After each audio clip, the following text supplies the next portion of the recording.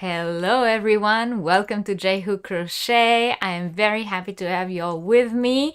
Happy New Year everyone. May this year be better than the last one. That's all anyone has to say these days, huh? Well, cheers to you guys.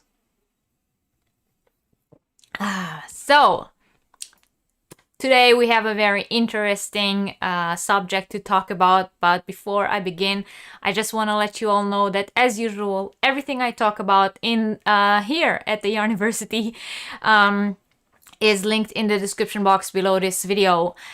Today we also have a very special discount code. It's right here. If you type this discount code into my Teespring shop, link is in the description box below this video, then you can get a discount on all the Yarniversity merchandise up until January 6th. So this is the discount code here, and the link is in the description box below, and I think it says get J-Hook crochet merchandise. That's what's written above the link. So in case you're finding it hard to find the link, that's what you should look for. I was very happy to see that some people have already bought from the Yarniversity merchandise, so I was very happy that you guys liked what I had to offer, the logos that I've been working on this entire week. I've been having a lot of fun with that. So I'm gonna hop in the chat, see who we have with us today, say hello to everyone, and then we're gonna jump into what we are here to talk about today. So, who's with us? I see Catherine. Hello, Catherine from Cat's Eye Catcher. And I see Wilma. Hi, Wilma. Happy New Year. And Debbie is here. She says, good morning, everyone. Back for more Yarniversity knowledge. I'm very happy that you guys are keep coming back. That means I'm doing something good. Hello, Kathy and Morena. And I see Handmade Designs. Hello. And Anvita is here. She says, hi, Reggie, and all my Yarny friends. Happy New Year. Happy New Year to you, too. People are saying what they're working on. It's very interesting what you're all working on right now. I'm actually working on VestFest. If you guys did not see our announcement video of our new Makers Challenge, the Vestuary VestFest, then definitely go back to my channel and check out that video. The name is just what I just said, Vestuary VestFest Makers Challenge. And it is a collaboration between me and Catherine from Cat's Eye Catchers. We are both running it together, and it runs through January and February. And we already have a few people taking part. There are posts running on Instagram and on the Facebook group, and I'm very happy that people are liking it. And I actually saw on Kim's live today on Affordably Crafty, she was showing the vest that she's working on. It's coming along beautifully. So that's what I'm working on right now. Hi, Catherine. Cheers. And I see Angela, the crazy poppy lady. Hello. Thank you for joining us today. And Katye, how do we pronounce your name? If you can sort of like phonetically writing it in the chat so that I will call your name out correctly. That would be very helpful. Or if you have like a nickname that you go for, that would be nice too. All right, so I think I'm caught up on the chat. once again, thank you all for being here. Welcome to our another episode of our Yarniversity. We have quite a large pool of students now, and that makes me very happy. I'm getting a lot of positive feedback on emails, on social media. People are really liking it. And as I've said, I've already started on our Yarniversity merchandise, and I wanted to show you what it's all about. So for those of you who are interested, let me take you with me real quick and show you the Teespring shop and what you can get on there. So there it is. This is the J-hook crochet Teespring shop, and of course in the beginning you will have all the regular J-hook crochet merch, and if you scroll down you'll get to the Yarniversity merch, and you can get a huge collection of different items. You can choose whatever you want, and as I've said, using the code that we have for today's show, it's good until January 6th, and it will give you a discount on all Yarniversity merchandise. There are 3 different logos currently on the website, and I have 2 more which will be added within the next few days. There is this one that you see here with the 2 yarn balls with the needles in them, and they are available on different items, and each one of these items, when you press on them, you can also choose different colors. So if you don't like the white is only the display color for the items, but if you want a different one, then just go into the item and choose a different one. We have the Tangled Cat logo, which I thought was very whimsical and cute. They all say Yarniversity on them, of course, and so we have the ones with the yarn balls, the one with the Tangled Cat, and of course we have the one with the crochet hook that you can see here. And once again, a very large variety of different items you can get, a huge range of prices, so anyone can find something that they like, and I hope you guys will enjoy that. Okay, so like I said, in case you're interested, the discount code is right up here. It says holiday, all caps, and if you use that on the Teespring shop, you will get a discount up until January 6th. Victoria is with us. Hello, Happy New Year to Victoria. Yeah, don't forget to hit the like button, everyone. Again, I normally say it in the beginning. When you're joining us, I would really appreciate if you give this video a thumbs up. If you're not yet subscribed to my channel, I would very much appreciate if you consider subscribing and joining us on a regular basis. And of course, there are many more different videos, a lot of content on my channel. If you're new, just go back to the channel, press on this little videos tabs and see all the content that is in there. There's a lot of very useful information from past live chats that we had in the Yarniversity, as well as just regular videos. On live chats, I'm still not 100% on keeping with the chat, and I don't think I'll ever will be. So if I ever miss your comment from any reason, just post it again. I'm not ignoring anyone, like particularly or on purpose. So just, you know, if I missed it, just write it again. Kim is here from Kim's Crochet and Knits. Hello. Catherine says she needs the t-shirt with the cat. And Crafty Chats Cafe is here. Hello, welcome. Thank you for joining today. All right, so we have a very interesting subject to talk about today. Hi, Julie. Happy New Year. Today's subject is novelty yarns.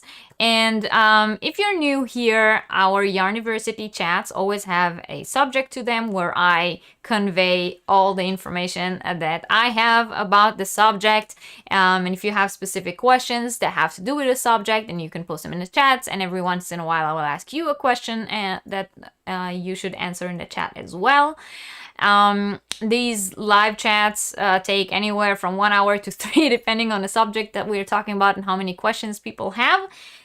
Today I have a lot of yarns to show because we're talking about novelty yarns, and that's a large family of yarns that eludes a lot of people. So I have a lot to talk about. I have a lot to show. I have some very good tips and some ideas to things of what you can make with novelty yarns. And for those of you who never used novelty yarns before or are not sure what exactly that refers to, then you will definitely find many, many interesting things in today's chat. And hello to Rochelle from the Whip Window. Hi Reggie, I'm here for a little while but can't stay the whole time. No problem, Rochelle. I appreciate you joining even if it's just for a little bit. I appreciate all of you being here. I'm always happy with anyone who attends and with anyone who watches the replay later. If you're watching this on replay, you're just as welcome, and maybe you cannot comment in the chat or talk to me live, but you can still comment down below, and I always read the comments, and if there are any questions on the comments later on, I always make sure I answer them. Hello to Mexico. Is your name Naomi? Tell me what to call you in the chat. And I see the Quilty Crocheter. You love novelty yarns. That's good. I love them too. And Crafty Chats Cafe says novelty yarns and I are frenemies. Sometimes we get along. Yeah. This family of yarns is sort of like a big question mark for a lot of fiber artists. So crocheters, knitters, a lot of people who do weaving use novelty yarns because they give a lot of texture, but we'll talk about it in a little bit. But most people who do regular crochet or knitting find themselves baffled with some of those yarn sorts and not really exactly sure what they should do with them. So we will answer all of these questions today. Just one more thing before I begin. For those of you who regularly attend Yarniversity, then you know that every week we have a giveaway, and on the next week's chat I pull out a winner from that giveaway. So if you have not yet gone to last week's live chat and commented on that one, then you still have time until the end of today's live chat to go back to last week's chat and comment underneath there. We were talking about the best places online to get good yarn for cheap prices, and I gave a list of websites, and I told you guys to let me know in the comments which one of the websites I spoke about you liked the most, or did you go and check them out? Did you end up buying anything? That was the question to answer in the comments. So if you did not do that yet, you still have time until the end of today's chat to go and comment. And the prize for last week's giveaway was this beautiful hank of hand-dyed yarn by Star Fiber Studios. It is a 75% superwash merino and 25% nylon blend, 100 gram, 420 meters. So a fingering weight yarn, hand dyed in these beautiful colors, and this is the prize for last week. So you still have time until the end of today's live chat to go and comment on that if you want to be included in the giveaway. Hello Daniela. Hello to everyone joining. Okay, so one more time before I begin, there is a discount code up here. This discount code is good for the Teespring shop if you are interested in getting Yarniversity merchandise. The link to the Teespring shop is in the description box below the video. I think it is titled Get J-Hook Crochet Merchandise, and underneath there's a link to the Teespring shop. And if you want anything from the Yarniversity collection, then this code will give you a discount from today until January 6th. So if you want anything, that would be the best time to get it for a good price. Okay, so we are jumping right into it. We are talking novelty yarns today. So I would like you guys to tell me in the chat what is the best or what is your biggest question mark. What is your biggest I don't want to say problem, but wondering about novelty yarns, or what makes you Hi, Abba. My dad is in the chat. He's writing in Hebrew. He says they love us and that I'm gorgeous. Thank you. תודה, תודה. אני אוהבת אתכם נשיקות. תודה שאתם פה. Lori, hi. You'll be in after the commercials. Oh, okay. So Lori's not yet with us. She's watching the commercials. We will greet her in a second. So what is your biggest wonder, question, problem when starting to deal with novelty yarns? What is the one thing that eludes you about them, or what are you not sure about when it comes to novelty yarns? So tell me in the chat right now. And Dusty Cat says, what the heck do you make with that stuff? Yes, this is one of the things that we will answer in today's show. We will not only talk about what are novelty yarns in general, we will also name more than a few of them by name and talk about them specifically. I will show you some examples from my personal stash, as well as places online where you can get different ones. And then we will talk about each and every one of them. What can you make with them? What are they best used for? Some of them I will even maybe let you know what kind of stitches to use or what kind of hooks to use in order to best use them. I will even show you some finished items that I made using different novelty yarns, so you can get an idea. And I promise you that by the end of today's Yarniversity lesson, you'll know everything there is to know about novelty yarns. Crafty Chat Cafe says, depends on the yarn. If it's fluffy, it's a no-go, but just sparkly or fun, then we're good to go. Okay, so you're having problems with the fluffy ones. I'm assuming you mean the fun fur, the eyelash. Rochelle is saying, what in the world is leather yarn for? Oh, that is something we will definitely discuss today. Daniela Miller says, I haven't had any problems yet. Just got ribbon yarn from Ice, like the thumbnail picture, and made a necklace with it. Okay, so here, that's one idea. When you say ribbon, she said ribbon yarn, like the picture, I think you meant the leather yarn that was actually on the thumbnail. Oh, Alicia is here. Hello, Alicia from Little John's Yarns, and thank you.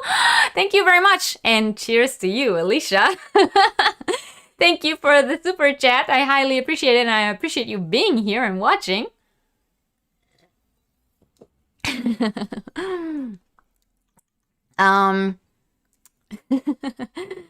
Alicia, you're making me blush.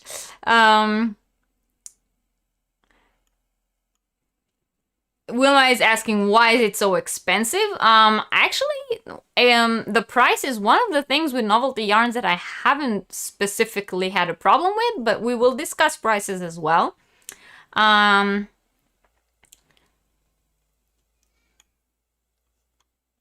Anvita is saying to be able to match the yarn to a pattern. Okay, that is definitely something we're going to talk about. And hello, Dawn. Thank you for joining. And Katie is saying, when you add more yarn, the connections are thick. Okay, that is a good point, and we will talk about that too. Lori is saying, I wonder how they decide what to put on the commercials. I'm watching an ad for isolation room.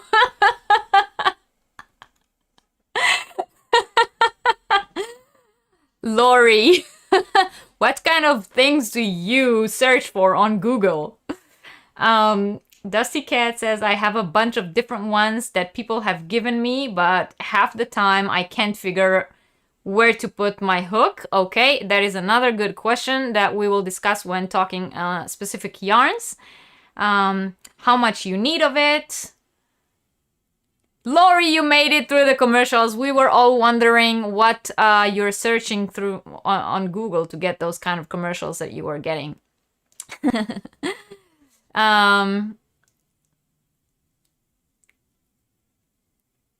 Pure evil, crafty. Okay, I think you meant the eyelash yarn. And Kim is saying, I have a bunch of the leather type yarns and I do not know what to do with it. Again, I will give a lot of ideas today. Alicia, you made it. You're so excited. I'm so excited you're here. I mean, I think this is the first time that you're attending one of my live chats. I hope I won't mess it up.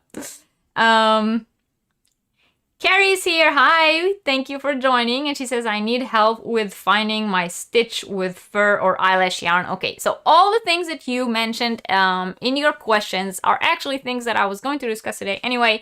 So I'm very happy that I am well prepared. And I hope that, like I said, by the end of the lesson, all these questions will be answered. If we get to the end of the lesson and they're not yet all answered, then just ask them again. Isolation room isn't quarantine enough. Yeah, again, Lori, you will have to tell us what kind of Google searches you're making. Hi, Dee. My girls are here, so I may only be staying. That's okay, Dee. I love you. Happy New Year. Cheers to you, Dee, and thank you for joining me. And even if it's just for a little bit, we love having you here. Thank you, Alicia. And Dawn is saying you'll watch the replay. Okay, thank you, Dawn. Thanks for coming, even for a short time. Don't forget to hit the like button. All right, so let's hop right into it. We are talking about novelty yarns. So let's generally begin with what exactly novelty yarns are. So novelty yarns, the name novelty yarns, it includes a wide variety of yarns. What brings all these yarns together is the fact that they are all made with some unusual features or unusual structure or unusual fiber composition. So sometimes these group of yarn is referred to as complex yarns, yarns that make a fabric that is not always smooth. So it has some kind of texture to it. It's not uniform.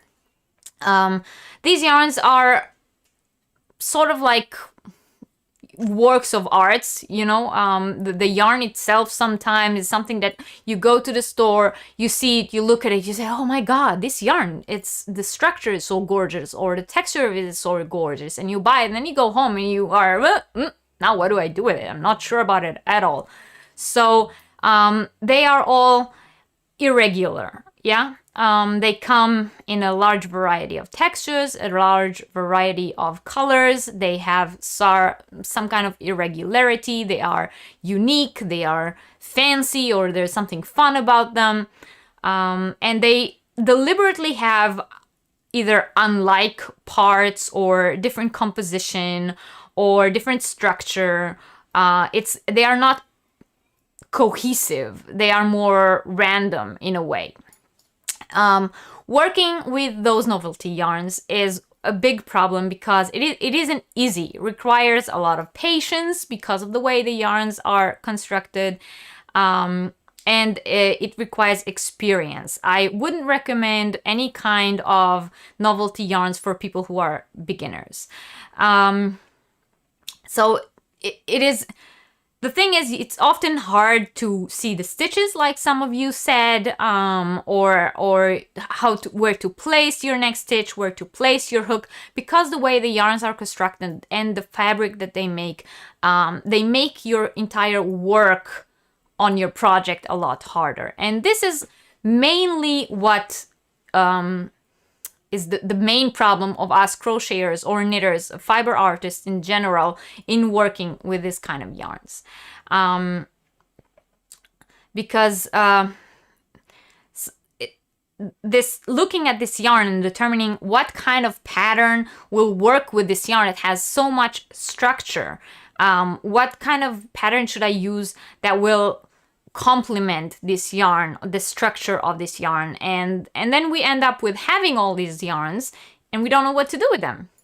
So when you know what to do with them, then that's when they shine. And working with novelty yarns results in very interesting, very decorative fabrics. They have a lot of effects. They have either raised or all kinds of nubbing structure to them. They make a beautiful surface, and this finished object enhances the beauty or that finished structure enhances the beauty of your finished piece.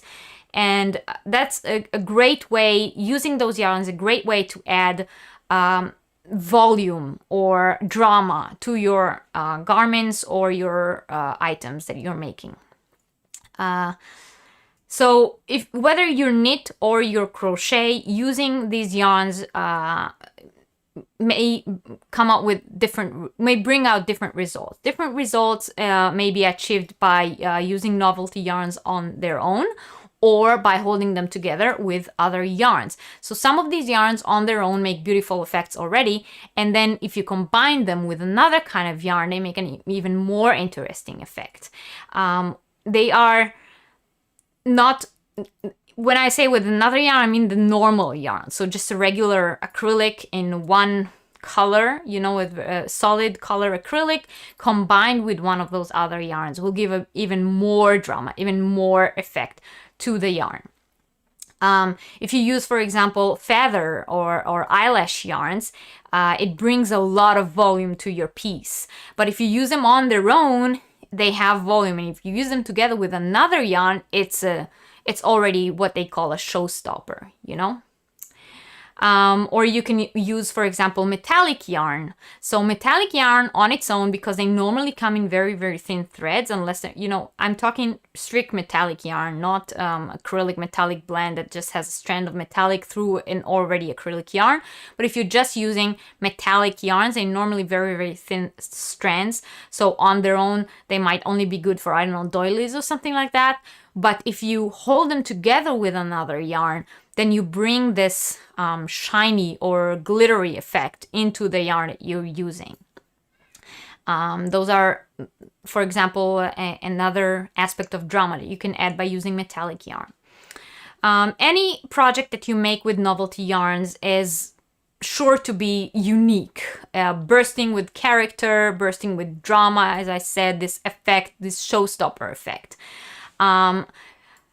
I was saying in the beginning that many of novelty yarns are used in weaving because they can be showcased nicely when you do weaving. But for crocheters or knitters, it's all about learning how to use them right, learning how to pair them with the right project in order to get that effect maximized. So for us crocheters or knitters, the best kind of projects to showcase those, that is maybe the biggest questions. People who make amigurumis like to use novelty yarns because they give different textures to toys. Some of them may give a look to the amigurumi that actually looks like it has fur or skin. So it's all about pairing the yarn with the right project. And the problem is, all these yarns, we buy them, like I said, at the store. We see them, they are so nice, it's so beautiful, they catch our eyes, but they don't come with instructions. And then you have to go and do the pairing yourself. And most of us end up just, having them sit in some corner of your cabinet. So many yarns are related to this yarn family that's called Novelty Yarns, and today we're going to talk about the most familiar or popular ones. But if you have specific ones that you have been having problem with, then feel free to jump in at any time and ask specific questions, okay? So before I start talking about specific novelty yarns, I want to see if any of you asked any specific questions about any specific yarns so far. Oh, you guys were talking a lot.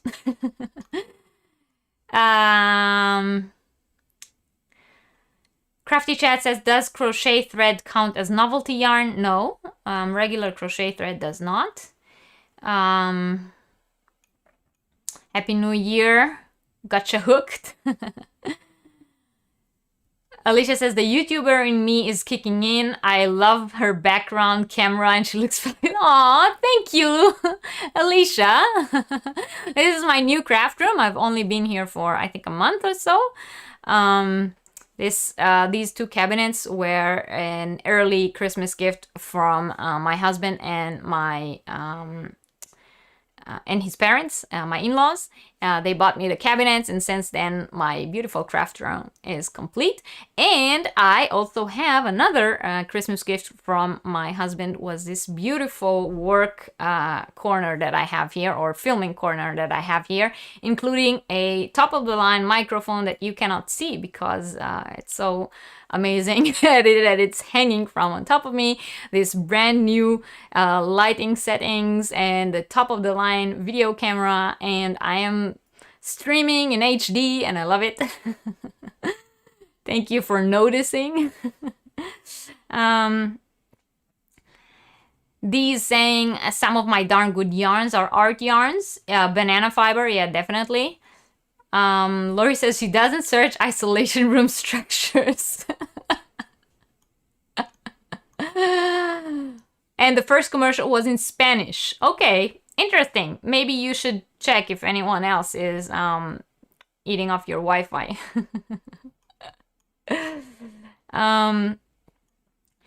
Do I consider velvet yarn novelty yarn? Yes. You use that and had many of these issues people are talking about. Yes, it is.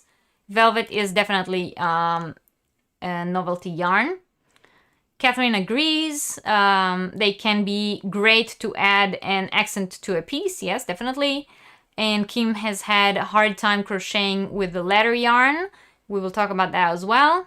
Leather yarn is maybe one of the ones that I have come across with most people who have no idea what to do with it. Hello, Carrie. Hi, thank you for joining. I'm happy you're here. Happy New Year. Catherine says she thinks the hardest is crocheting with them. Knitting is usually easier. Yes.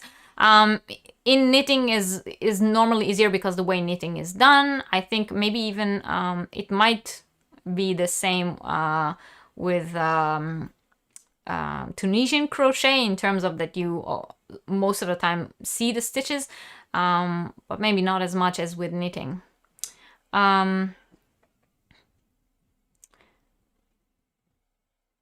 Debbie says Alicia was the reason she found me. Oh, that's nice.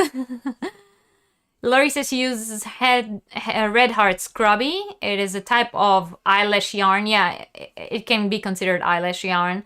You held it with plain cotton for washcloth, so I guess I used some novelty yarn. Yes. Alicia has a novelty yarn collection, I know. I buy them all the time and never use them. Dusty Cat says, good job, hubby. Yes, definitely. He totally spoiled me this Christmas. What camera am I using? It's I wish I could show you. I'm not like a big, camera person, so I can tell you that it is a Sony, some kind of DSLR camera. Yes, thank you, Dennis. What is the discount code holiday about? Oh, okay. So for those of you who join in late and do not know, this discount code holiday will give you discount on the Teespring shop to get Yarniversity merchandise all the way through January 6th. So the link to the Teespring shop is in the description box below this video. It's under J-Hook merchandise, and I will take you in a second to show you some of the merchandise that's available there. If you use this code at checkout, you will get some discount, and as I've said, the code is good all the way until January 6th.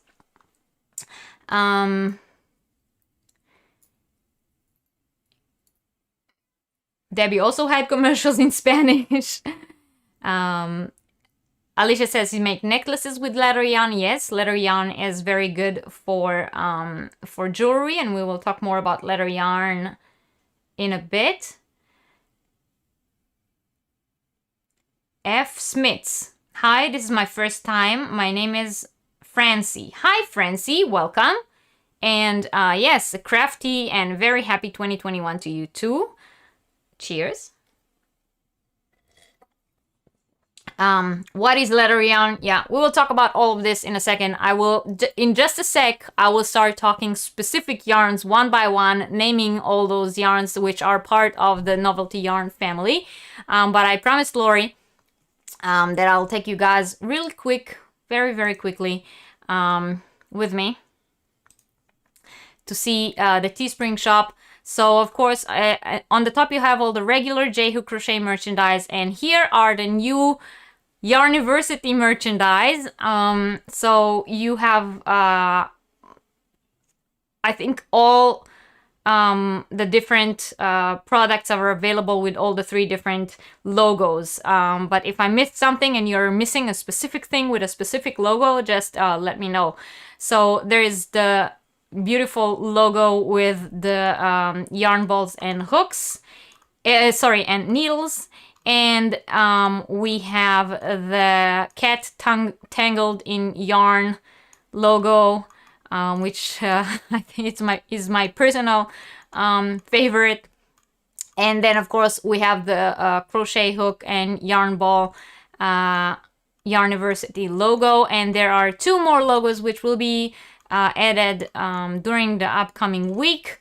And if you're interested in any of these, then the time to get them will be now, as long as the code is still good, until, as I've said, January 6th.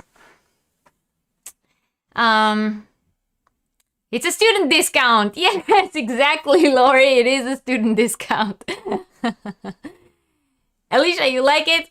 Good, I'm happy to hear. I already, of course, when I designed it, I already ordered myself some samples, and I hope that by next week's live chat, at least some of them will already arrive so that I can show them to you on camera. But we shall see. Okay, so I'm going to start talking about specific types of novelty yarns. And when it's a yarn that I also have here to show you, or that I have some of that kind to show you, I'll show it to you. When it isn't, I will show it to you on a website. When you have specific question about that specific yarn, then ask them in the chat. I'm going to talk about a specific yarn type, show you, and then look if there were any questions specifically about the yarn. Okay, so if you ask the question while I'm talking, I'm not good at doing 2 things at once. I talk about the yarn and then I look in the chat. So if I missed your question, just ask it again. So hello to everyone who's just joining us. Crochet with con Ileana. Ileana. I'm not sure if I'm butchering your name. I'm sorry. And hello to the Creative Shop by Sandra. Lots of new faces here today in class. I'm very, very happy you're all joining us, and I hope that you will find information in today's chat interesting. And if you're not yet subscribed to my channel, I will very much appreciate it if you consider subscribing, and don't forget to hit the like button to show YouTube that we are here. And I am going to jump into the first novelty yarn that I wanted to talk to you about, and it is Boucle yarn. So Boucle is a kind of yarn that's created by loosely looping one effect yarn around a base yarn. So it can be made of any type of fiber, and so you can come across Boucle yarns which are anywhere from cotton to acrylic and the whole scale in the middle.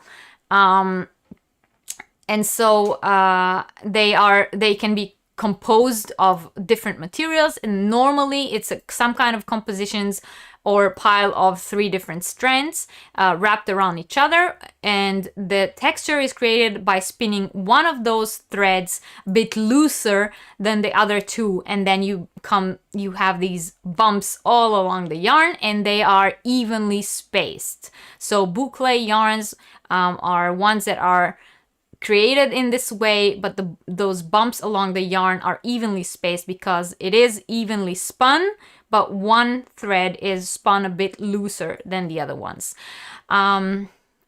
So most fiber artists can choose who choose to create projects with Boucle yarn must use extra care because this yarn, because of the way it is constructed, because there is one strand of fiber that is spun looser than the other, it can very easily break apart or go loose. That loose strand can split in those places where it's not tightly spun together with the other two, unlike, you know, regular yarn that is regularly or evenly spun all across. Here you have one specific thread that is looser than the others, and so it is more drawn to it is more likely to be to get split or tear apart if you don't treat your finished object correctly. So those of us who do choose to use boucle in our objects that we make, it is very important to check the labels for care instructions and follow them correctly. Otherwise, you will end up with a beautiful project with a lot of volume that you put a lot of work into, but it's doesn't hold up long. It's also very important when you work with boucle yarn to care for what kind of needles or crochet hooks that you're using. Loose strands, this one loose strands can also split or snag on the knitting needles and the crochet hook. So what is boucle yarn? What does it look like? So I have it here. I want to show you guys. This is the boucle yarn that I have, and you can see that it has a lot of texture. This specific one that I'm showing you is called Boucle Cake by Ellison and May. It is 50% acrylic and 50% polyester. I think you can only get this yarn in Germany, Holland, and Belgium, as far as I know. And when you look at the yarn itself, you can see it here because there's one strand wrapped around the tag, and I will move it away from the text so you can see it. So if you look at the strand of yarn, the way it is constructed, you can clearly see that this specific case, it's two strands of yarn spun together. One of them, the colorful one, is spun way looser than the other, and then you get this sort of bumpy effect, but it's even, so you don't have places where it's more bumpy than the other. The bumpiness is sort of even across. So that's what boucle yarn looks like. The way the yarn is constructed, this way of constructing the yarn is what creates the volume in the finished object. And it is wonderful for scarves and for sweaters. It makes beautiful effect sweaters. When you see a whole sweater done in boucle yarn, it has drama to it. You can even make just a regular everyday sweater and it will have this beautiful drama to it. However, because the yarn itself is already so busy, then the simplest, most beginners stitches is the ones you want to go with here. No cabling, no fans, no waves, go with a simple single crochet or double crochet, or if you're finding it hard because of the construction of the yarn to place your stitches, then go with a seed stitch, for example, something that works into chains or is a combination of chains and single crochets, and you will get a beautiful finished object. And what makes it beautiful is just the yarn, not the stitches, not the pattern. The yarn does the work for you. Boucle yarn is also very, very good for amigurumis, for those of you who make amigurumis, because of the way the yarn is constructed. Then it's beautiful for making, the kind of animals who are wool-like animals. So sheep, amigurumi, llamas. If you're making something like that, or if you're making a lion and you need a mane for the lion, this will look very, very well. It's the kind of yarn that gives this structure without you having to do some kind of special loop stitch or whatever to give it the volume. So that's boucle. And I will now look if you guys had any specific questions about Boucle yarn. Exactly. Crafty Chat said it's great for mimicking doll hair. Yes. Catherine says, I'm actually knitting with a boucle right now. It's funny. What kind of boucle are you knitting with? Thanks, Alicia. Don't forget to donate via super chat. Yeah, you guys, I mean, nobody has to, but I highly appreciate it. You like to hear someone else saying boucle? You make pom-pom with it. Oh, that's actually a really good idea. It probably makes very full pom-poms because the yarn itself already has a lot of volume in it. If you make tassels out of it, it will probably come out like really special kind of looking tassels. Maybe I want to even say like oriental looking tassels. Kim says she likes boucle yarn for amigurumi. Yeah, that's, you know, exactly what I was just saying. It's a pain in the butt.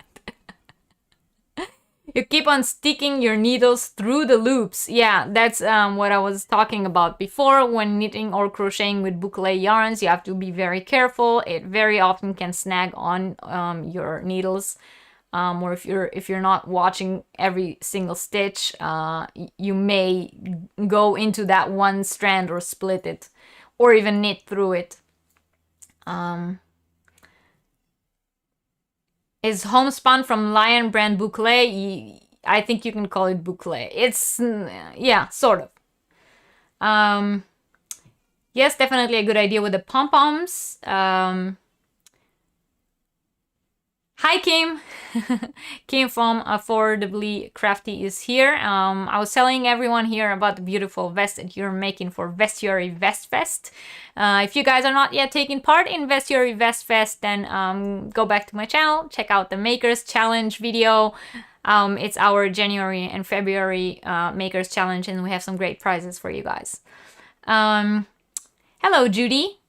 You consider Lion brand homespun to be a boucle? Yeah, I think I would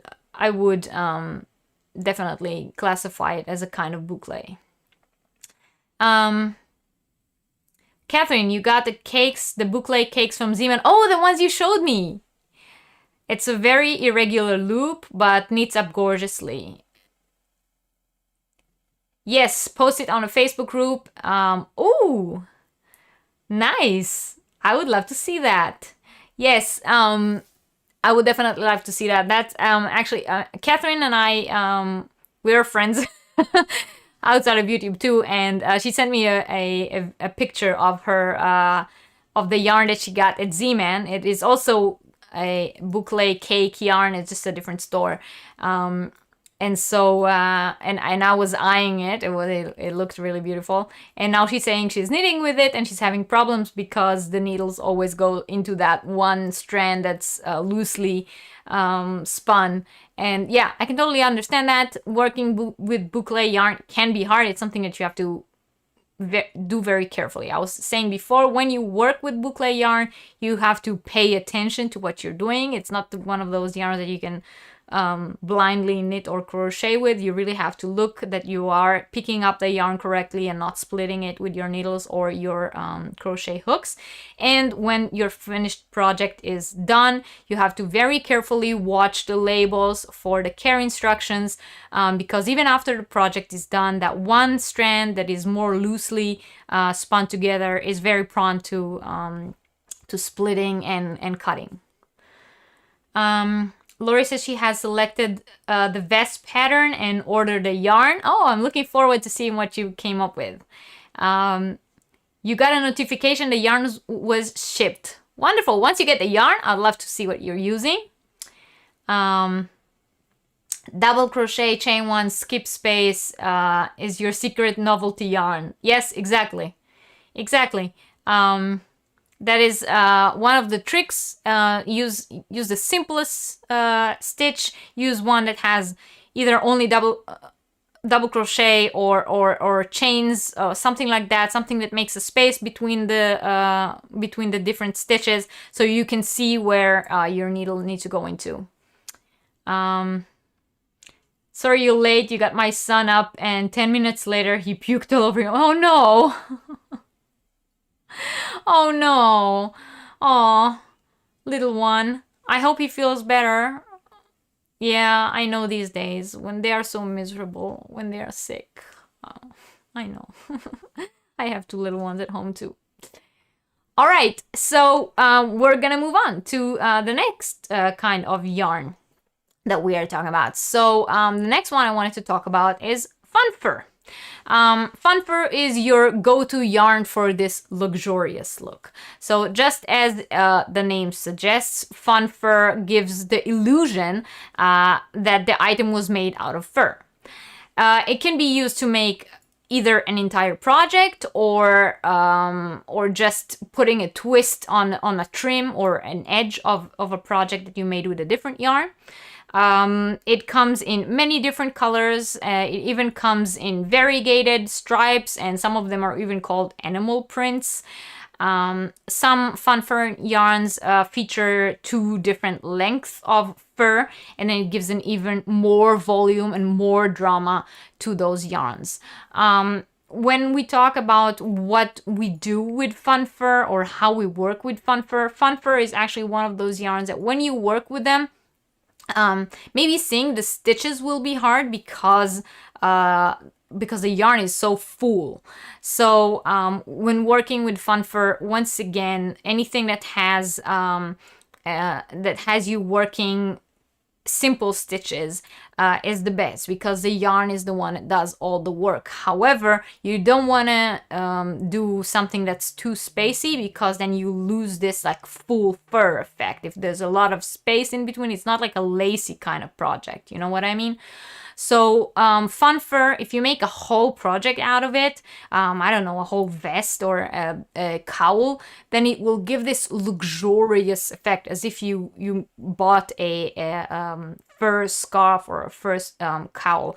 But you can also, as I was saying, use it for trims. So if you made some kind of hooded vest and then or hooded cardigan, and then you just put it around the edge of your hood, or around the edge of the sleeves, or the front, the 2 sides and the front, it gives this wonderful finished, luxurious, high-end look for your project.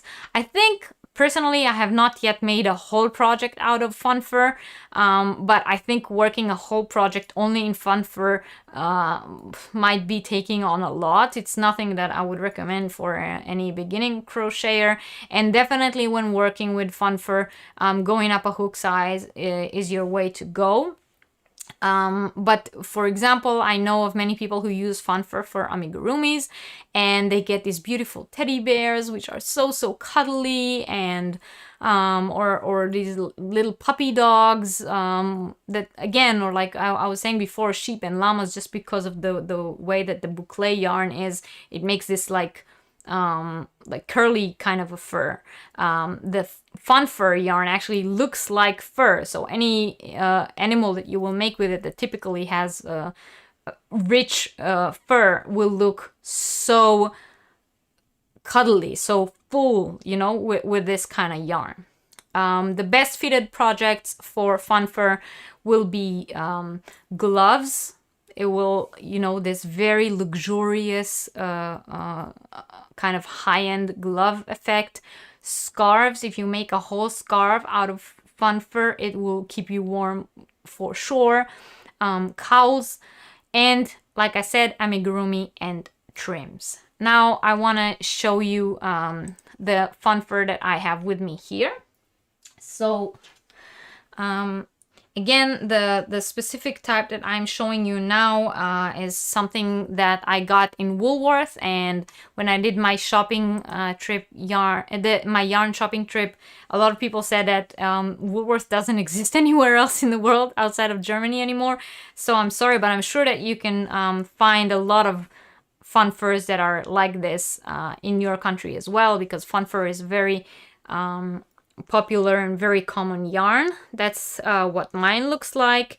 It is a variegated cake. So as I was saying, fun fur comes in a very large variety of colors, and You can get it as a solid, you can get it as a variegated, you can get what they now started making. Actually, they call it animal prints, and it has like really, it changes colors and it gives the illusion that you actually used animal fur.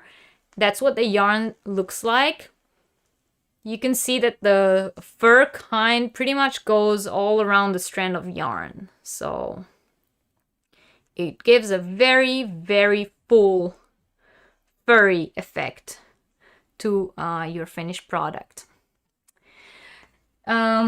Specific questions, remarks, things that you have to say about fun fur, I would love to hear it now.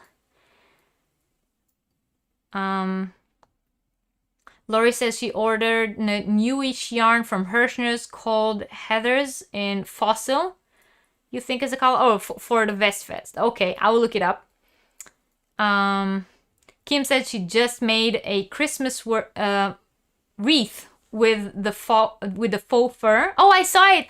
I saw it. I saw it on your video. It's beautiful. It turned out beautifully, and she even put lights inside. That is actually a very, very good idea. Kim used a faux fur, a white kind of faux fur, and she put a nice red ribbon. It's beautiful. Go watch her video. It came out beautifully. Kim says she said she made a stocking gift card holder for work people. Top of the stocking was fun fur or scrub it yarn. Yes, exactly. Those little embellishments on top, they give this extra beautiful look to it. Amigurumi Ninja, hello! Happy New Year to you too. Cheers! And thank you everyone who is just joining us. We are talking about novelty yarns. What are they good for?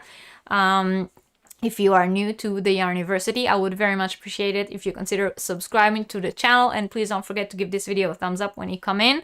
We have a special discount code today, holiday. This discount code is good on my Teespring shop. The link is in the description box below this video under J-Hook Crochet Merchandise. And if you use that code, it's good all the way from today until January 6th. It is a Yarniversity student discount, which will give you a discount on the Yarniversity merch. Catherine says she hasn't used fun fur yet, but she has it in her stash. Planned on making a trim on a hooded scarf with it, but never did it. Yes, oh, and you like the colors of mine. Thanks. I think I got it in 2 colors. I got this one, and I also have a similar cake of fun fur that is blue shades. So I have 2 of these, and my plan was to make some kind of amigurumi with it, something that will make like a cuddly toy. And I don't know, these colors kind of speak girly to me, so maybe like a nice teddy bear or something like that, or even a puffy pink unicorn. We shall see what this one becomes. But yes, definitely putting trims on different things. I have seen beautiful crochet designs of gloves which are either all made out of fun fur or just the trim, the top or the bottom. It really looks like fur. So if you know those gloves that are leather and fur, you can make that out of yarn. That's amazing. Happy New Year to Jackie Chester. Did I pronounce that correctly? Happy New Year, and thank you for joining us. You're very welcome in our Yarniversity. Okay, so fun fur. Is it as fun as they call it? The pink and purple makes you want to make a pillow and trim it with it. Oh, that's a good idea too. I actually just bought 2 pillows that I wanted to make pillow covers to. That can be a good idea. Julie says she made an amigurumi bunny from green fun fur. She needs to keep the pattern simple. Alicia! Stop it, you're spoiling me. Thank you very much, Alicia, for your kind donation. And I love fun fur too. Cheers. Yeah. I also love fur yarns. Last time, I mean, like I said, I never made a whole fur fun project before. I think it's a little bit much. But last time I did trim different things with it, and it just gives this beautiful finishing effect on your projects. Thank you again, Alicia, for that very kind donation. All right, next thing I wanted to talk about is t-shirt yarn. So t-shirt yarn might be not out of place, but more one of the simpler ones in the novelty yarn family. It is irregular in the sense that it is a textile yarn, and it's mostly made out of cotton jersey or some recycled version of it. It's simply a long, narrow piece of fabric. And it can be found in different variations, such as even or uneven cut, with or without a seam. So I think the reason t-shirt yarn is classified as a novelty yarn is because it does or it can be irregular. Not all there are the high-end t-shirt yarns like that are even and come with a seam and they look very finished and very polished. And there are the more raggedy t-shirt yarns that actually look like someone just cut up an old t-shirt, and even, you know, the ones that people make at home themselves from actual old t-shirts. So t-shirt yarn can be irregular and can be unique, and that is why it is classified as a novelty yarn. However, it is mostly some version of cotton or recycled cotton yarn. So in terms of composition, it's normally very, very regular. And if you have ever worked or made t-shirt yarn before, then you know that it best fits to use with a larger crochet hook or needle, and to make projects which are supposed to be sturdy in some way. So carpets, baskets, bags, plant hangers. These are the kind of projects that you want to use t-shirt yarn for. It is not soft, it's not fun fur, so it's not soft in this term, but it gives like a flexible sort of carpet. You know, it's not like a hard, sturdy kind of carpet that you might get with a ribbon yarn. But it's still not, you wouldn't use t-shirt yarn to make things like wearables, because it has like this structure to it, and it tends to be hard and stiff. Jackie is asking, how easy is fun fur to work with? I have only been crocheting almost 2 years. Well, again, it depends on what you're making with it, which, like I said, if you're making a whole project with fun fur, yeah, it might take a lot of concentrations just because of the way the yarn is, it looks. You might want to place your stitches in between the stitches and not inside the stitches, because it's very hard to see because of the way the yarn is constructed. But other than that, it's not one of those yarn. It's not like eyelash yarns, tangles on himself and stuff like that.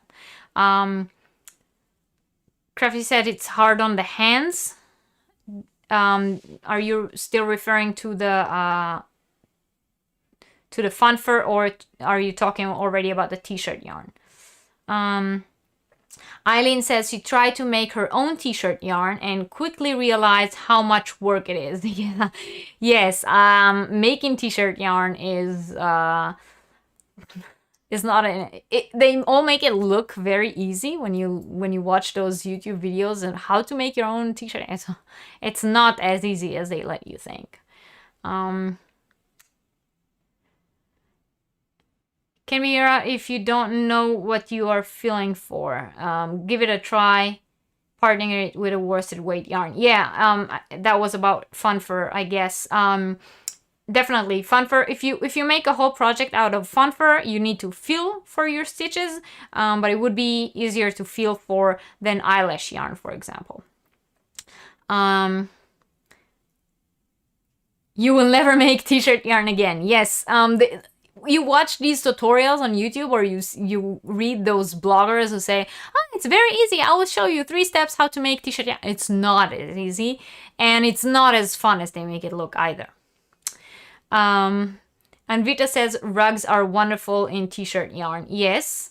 And Lori says she has a bucket of old t-shirts she started making yarn from. Planning to make a scrappy rug for my screened porch. My screening porch. So Lori, have you already started making it into t-shirt yarn? And if so, what did you think of making t-shirt yarn? Catherine says she always wanted to make t-shirt yarn by herself. Is that horrible to do? Yes. You're driving me on silent and it's dinner time. Catch up. Okay. Have a nice dinner, Angela. Enjoy. Hi, Tammy. Hi. Hugs. Kisses. Tammy from Twisted Stitches. Thank you for being here. I love you. No, Alicia is right. Making t-shirt yarn is definitely not worth it. And Kim says she made t-shirt yarn from size 4X from Dollar Tree. Tammy is not punished. She's not sitting. I think she meant I am sitting in the corner. No? Oh, or she's putting me in the corner and listening while she's doing something else. Yes, definitely. Those deceiving YouTube tutorial makers. All of them. Making it look so easy. Kim made a bunch of shower rugs with t-shirt yarn. Kim, did you also make the t-shirt yarn, or did you buy it? Okay, Amigurumi Ninja, thank you for being here. Thank you for the thumbs up, and I appreciate you. Have a nice day. You forgot to do something for a friend last night and needed to do it tonight for her. Oh, Tammy!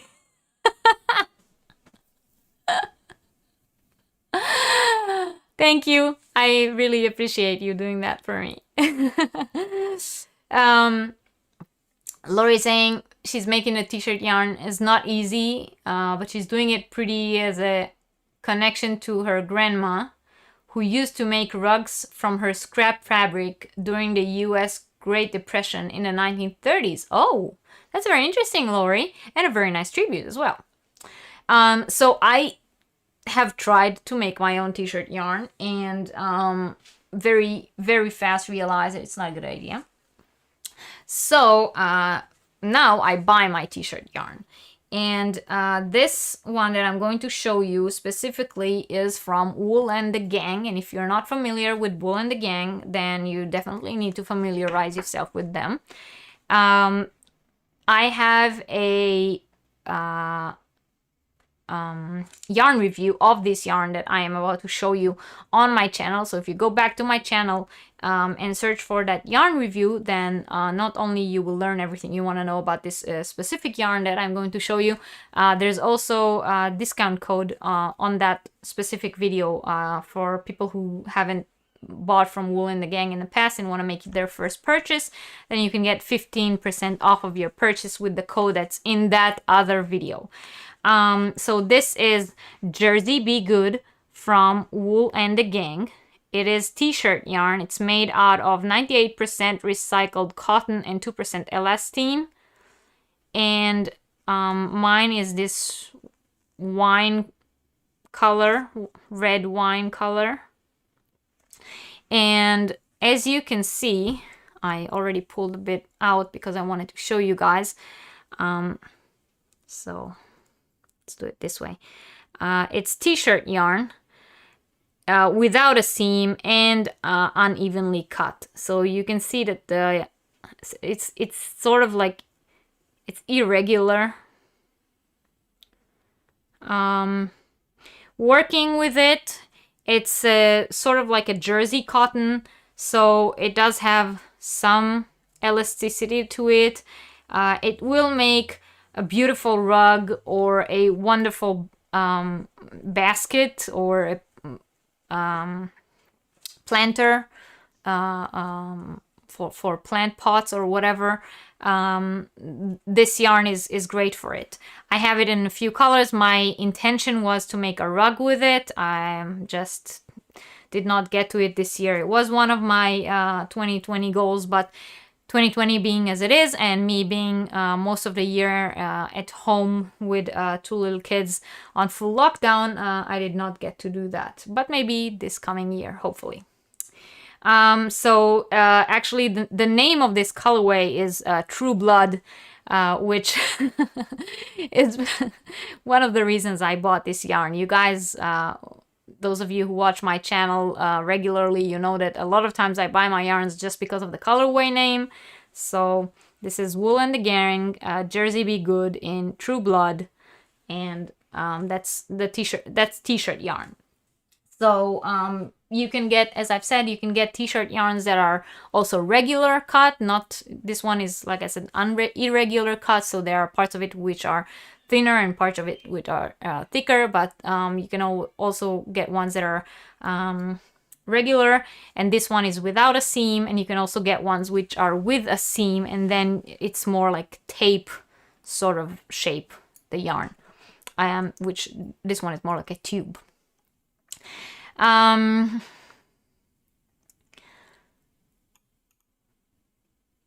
Kim likes the colors. Yeah, it's my favorite color. Burgundy or red, wine red, my favorite color. Lori says she also has a bucket of old towels and another of old sheets and another of old jeans.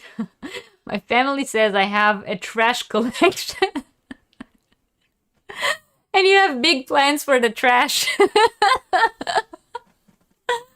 Oh, Lori, that's hilarious. Where do you collect all those buckets? Do you have a bucket for the buckets?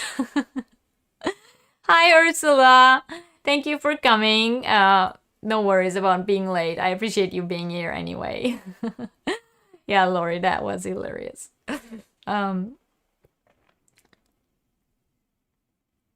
You buy yarn because of the name too? Yeah. That is, one of the ways when I see a yarn on a website that I really love, and I can't decide which color to get, then normally I end up choosing by the colorway name. A stool cover. That's an idea too. Ursula says she has a tub of old jeans and she used to line crochet blankets with it. Oh, that's an idea too. All right, so we are hopping into the next one. And this is one that I think was mentioned in the beginning when I asked you guys about different kinds of novelty yarns that you're curious about or you had problems with or your questions about. Someone mentioned chenille yarn, so let's talk about chenille. We were saying before Boucle, and now we're talking about chenille. So another French name. It's named after the French word for caterpillar. So chenille is the name for both the type of yarn and the fabric that makes this soft chenille material. The threads that chenille yarn is made out of are purposely piled to create the yarn. It resembles this fuzzy exterior of a caterpillar, and that's why it's called chenille. Chenille is made by placing short length of yarn between 2 core yarns and then twisting the yarn together, and then the wrapped yarns form loops which are then cut into those fuzzy piles, the typical of chenille yarn. These chenille yarns, because of the way they are structured, if you get let's say a cheap quality chenille yarn, if you don't invest in the higher quality of chenille, then you might get yarn that sheds, or you might get flat parts where these little tiny strands of yarn, which create this fuzz, fall out. In the yarns which are more higher quality, they add a in order to prevent those bare patches which are created in the yarn, they add some low melt nylon into it. They incorporate into the yarn, and then it prevents this shedding. But not every type of chenille has that, and so if you worked with chenille yarns and after a while your items started shedding or having those blank spots into them, then that's why. The yarn, after they do that process of twisting the yarn and cutting the loops to make in those little fuzz, and then it is then seamed to make sure that this whole pile stays together. The yarn, sorry, I was saying the yarn with the lower quality that tends to shed and get bare spots might also either stretch or shrink. So no matter what kind of chenille yarn you buy, once again, it is just like the Boucle yarns. It's very important not to compromise in what kind of yarn you get, and no matter what yarn you get, it is important to read carefully and follow the care instructions to the point, so that you won't have your item either shrinking or stretching. Both can occur with chenille yarn. I'll show you a specific chenille yarn that I have. So this is the one I have. 1 second. It's sort of like a bright yellow. And I hope that you can see the structure in the yarn. I will try to show it better. Can you see that there is a seam in the middle? It sort of looks like the yarn is split in half. So that's that seam that I was telling you guys about. It kind of looks, if you look at it closely, if you look at chenille yarn up close, it kind of looks like it's like pipe cleaners. You know pipe cleaners? So if you look up close, it sort of looks like the yarny version of pipe cleaner in the structure of the yarn. And what is it good for? What kind of projects can you make with chenille yarns? What are the best fitted projects for chenille yarns? Well, it's mainly home decor. So pillows, blankets, baby blankets, and so on, but also rugs.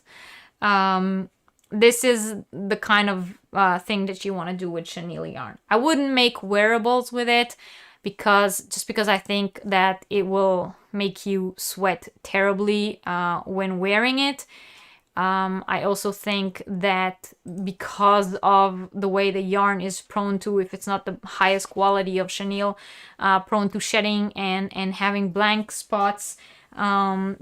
If you have a sweater that you worked so long in order to make a sweater out of it, and then you put it in a washer one time and it gets destroyed, it's just a shame.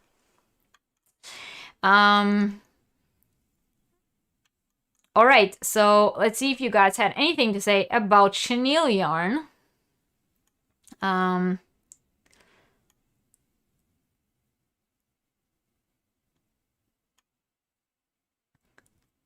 Lori says she has a big laundry area in the basement to store all the Crafty Dream supplies.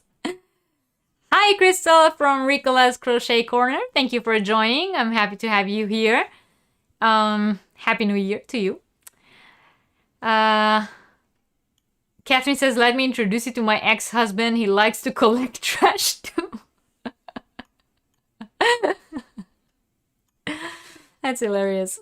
All right, Ursula, be right back. Hello, Dusty Cat. Glad to have you back. Hello to everyone. And, okay, Kim says she cannot deal with chenille. Yeah, with a chenille shed. Yes, exactly. Yeah. It sheds if it's not a high quality chenille, if it doesn't go through that process of the added liquid nylon to it, or melted nylon to it, then it doesn't hold.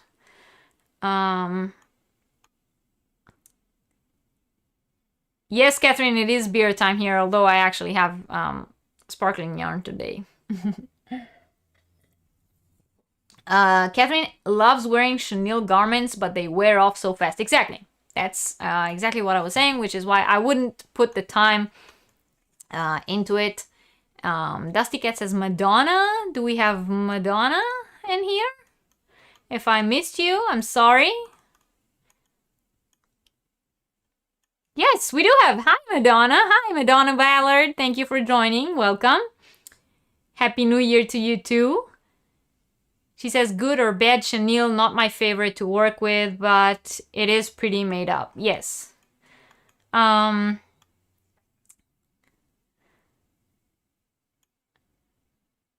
You have empty and full soda and beer cans and bottles that have commemorative art on them. Aha. Your husband approves of that. Okay.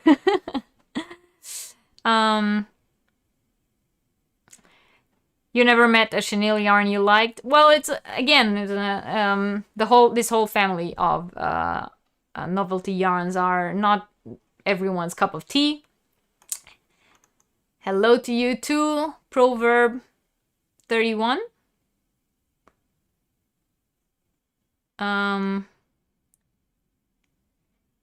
Pipe cleaners, yes, exactly. It looks like pipe cleaners.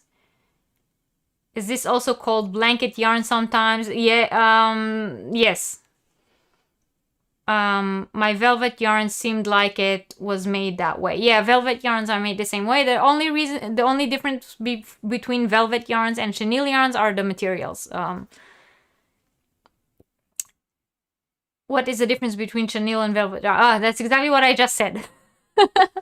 It's mainly the materials. Also, velvet yarns sometimes, not all velvet yarns, but sometimes velvet yarns are flat at the bottom. So they have one bottom that is, one side of the yarn is like the bottom. It's flat and it has a bit of a fabricy look to it, and the top of it has those strands.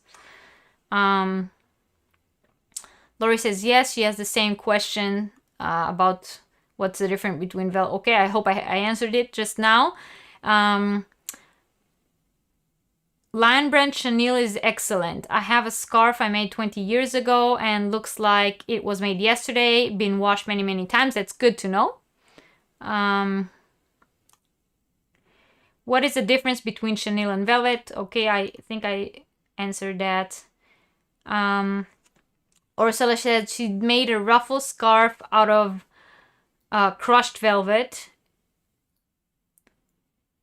So it's really soft. Never been washed, so not sure how it will do. Hand wash it. Yes, definitely hand wash it. Also made brimmed hats from chenille that holds up well. That's good. As long as you use, like I said, as long as you use the right kind of chenille yarn, and as long as you handle it properly. Even if you don't get the best kind of chenille yarn, just check the care instructions and follow them carefully. Because really the biggest downside to chenille yarns is shedding and blank spots.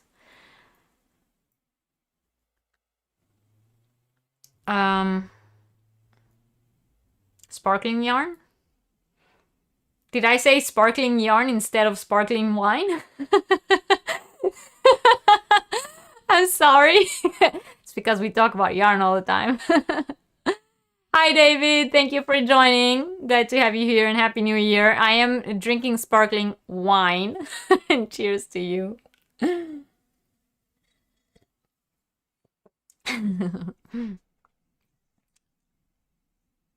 I'm back on Lawn Deer's look. Okay. Thanks, Angela. Judy made baby Afghans with chenille from Burnett. use a moss stitch, so little toes don't catch in it. Oh, okay. You like it. That's good.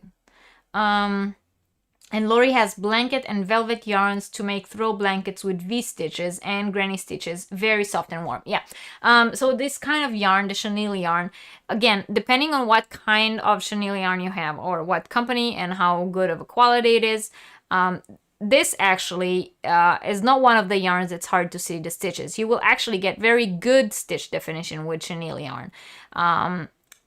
Unlike the fun fur, where you will have a hard time seeing your stitches, when working with chenille yarn, you actually won't have a lot of problems seeing the stitches. So this is one of the novelty yarns where you can actually work with it just like regular yarn. And the interesting or special thing about it is the way it's constructed. Enough of the sparkling yarn for Reggie.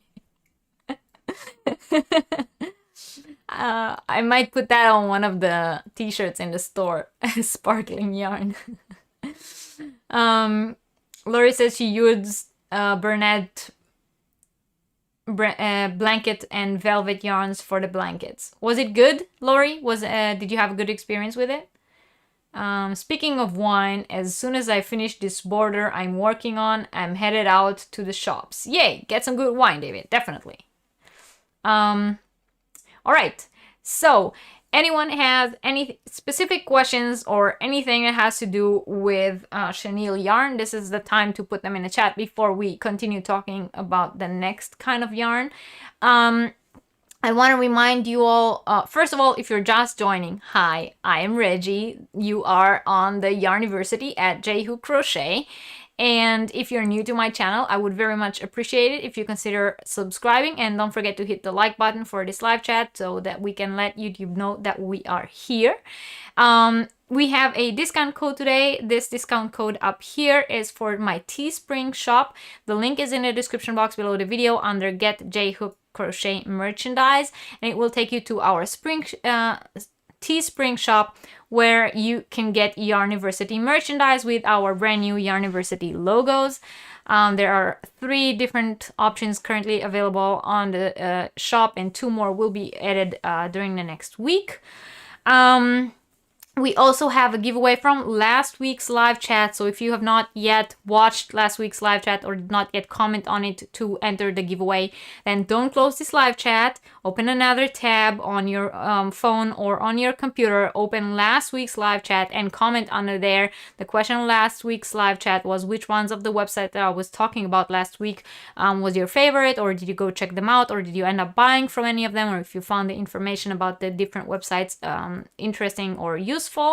And the prize for last week's giveaway, which will be the winner for will be announced at the end of today's live chat, is this beautiful hank of yarn from Star Fiber Studio. It is a hand-dyed yarn, fingering weight. It is a 75-25 merino nylon blend, and it is just gorgeous, and that would be the prize for last week's winner. We also will have a giveaway from today's show, and I will tell you what the price for today is in just a little bit. Alicia says she will buy sparkly wine yarn. Yes, Alicia, I knew you would too. Lori had better luck with the blanket yarn over the velvet, but tried to make a cardigan with the velvet and it didn't hold up very well. Lots of warming. Yes, I have actually seen someone, I don't remember who it was, she made a whole blanket or bed cover out of velvet yarn, and it came out very, very heavy. Someone was talking about making a cape out of it. They thought it would be make a very good effect, but once again, you have to take into consideration, unlike chenille yarn, which typically is very, very light, you make a blanket out of it, it will still be light. Velvet yarn is very, very heavy. That's something to take into consideration when choosing what project you want to make with it. Angela asks how to stop the end from fraying. Or does that just happen with the cheap stuff? I don't know. I didn't have that problem. When I get a yarn that has an end like that, I normally try to cut it and see if it helps. Just cut the... Sometimes it helps.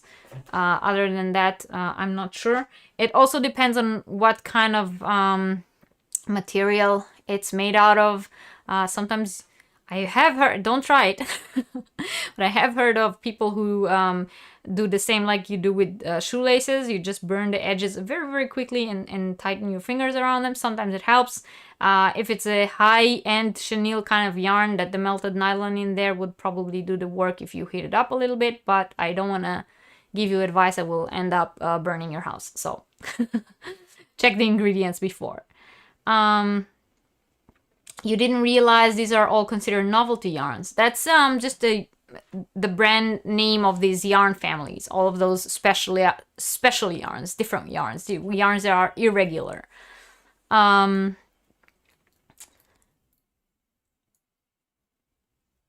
Loopiness is a pattern killer. Yes, definitely. Hi, Catherine from Little Vicious Stitches. Hello, thank you for joining us this evening. Just popping in to say hi. My daughter's birthday is today. Happy birthday! We are about to sing happy birthday. Well, happy birthday to your daughter and cheers, and thank you for coming anyway, and I appreciate every time you come in. So, happy birthday to Catherine's daughter. Alicia said she made a pillow with a velvet yarn and it had so many worms and loops. Yes. Velvet yarn is tricky in many ways. Yes, happy birthday to Catherine's daughter. Fabric glue is a good idea too, Alicia. Thank you. That is also a good idea for dealing with those ends. Tammy says melt the end like a rope or maybe a touch of glue. Yeah, that is exactly what we just had. Hot glue. Yes, that can work too, Tammy. That's a good idea. Thank you, Catherine. Thanks for popping in. All right, so we are going to hop in and talk about the next type of yarn. So next one I want to talk about is one that a lot of people find very hard to deal with, and that's eyelash yarn. So eyelash yarn is yarn that's made mainly out of, or mostly out of polyester. It has a furry texture that resembled eyelashes. This novelty yarn made of thin central ply, and it is sort of surrounded by these short or long hairs. So that's why it's called eyelash yarns. The distance between those pops of hairs is they are interval lengths. So you have the bare core of the strand, and then every few millimeters you will have one of those strands popping out that looks like an eyelash. So when working with eyelash yarn, depending on how you work with it, mostly you will not see that core thread in the end result, but sometimes you, again, it depends on how you work with it, but those eyelashes are what gives the drama and the effect to the yarn. It has sort of like a whimsical look or whimsical effect, as well as volume to your finished products. I have here an example of an eyelash yarn that I wanted to show you guys. Now, find it. So eyelash yarn. Why do people hate it? Okay, first of all, it is impossible to find the beginning of it, but this is what eyelash yarn looks like. So you see there's this main core, and then those, camera went out of focus, those eyelashes coming out of it. So every few millimeters there's another one of them, and they're like all around the yarn. And this what it creates when you work with it is a lot of volume for your work, but it is a pain to work with because those separate strands that come out, those eyelashes that come out of the main yarn, they get tangled on themselves, they get knotted. You cannot see your stitches at all when working with eyelash yarns. Now, I was talking about when you work with eyelash yarns, it gives volume to your project, and I wanted to show you what I mean. So this is a baby vest that I made. This is crochet, and it's made with eyelash yarn. It's all eyelash yarn, so you can see the drama of this vest. First of all, it is extremely soft, and well, there's a button here in the front, but you cannot, if you will look at it, you cannot see the stitches. And if you look at the top here, this is what maybe you can see a little bit here.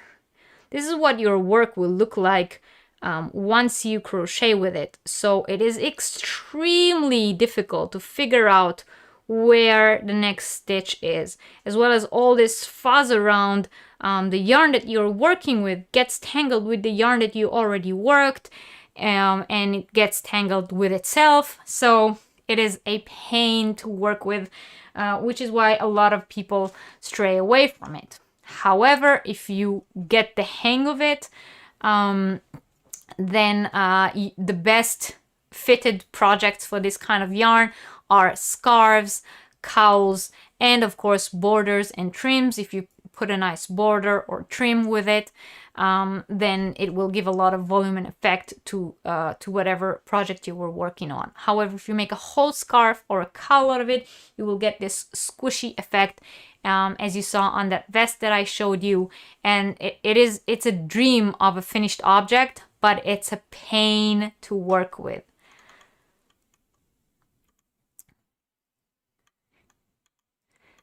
All right. Ooh, you guys were chatting a lot.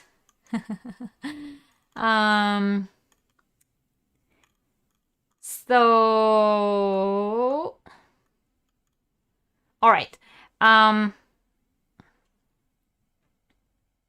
Yeah, so Angela, I think you got your idea or your share of ideas of what to do with the ends of the yarn.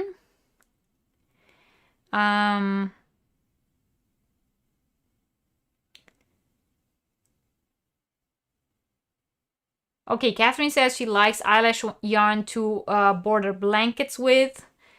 I don't think she meant actual worms. Ursula says she worked with eyelash yarn, could not see where she was going, so you used another yarn on which to work. Surprisingly, it is soft against the skin and can't imagine me wearing it. Okay. All that talk about wine made me go get some. Cheers, Catherine. You finished a bottle of glue wine. I had some glue wine yesterday. Cheers. Glue wine is mulled wine for those of you who don't speak German.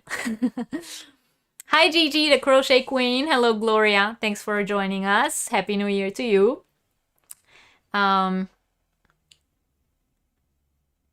Yes, Debbie, exactly. It is beautiful. It gives a beautiful finished object. You have to work very slowly, pay attention. And with eyelash yarn, there are two tricks. One is work between the stitches instead of into them. So instead of trying to find where the head of the stitch is and working into it, just work between the two stitches. The spaces between two stitches is bigger and easier to see or feel for than the top of the stitch to work into. And the second tip is, like someone here in the chat already said, is hold it together with another yarn.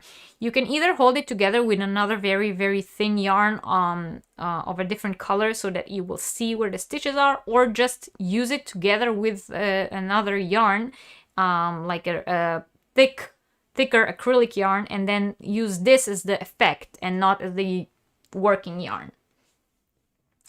I hope that makes sense.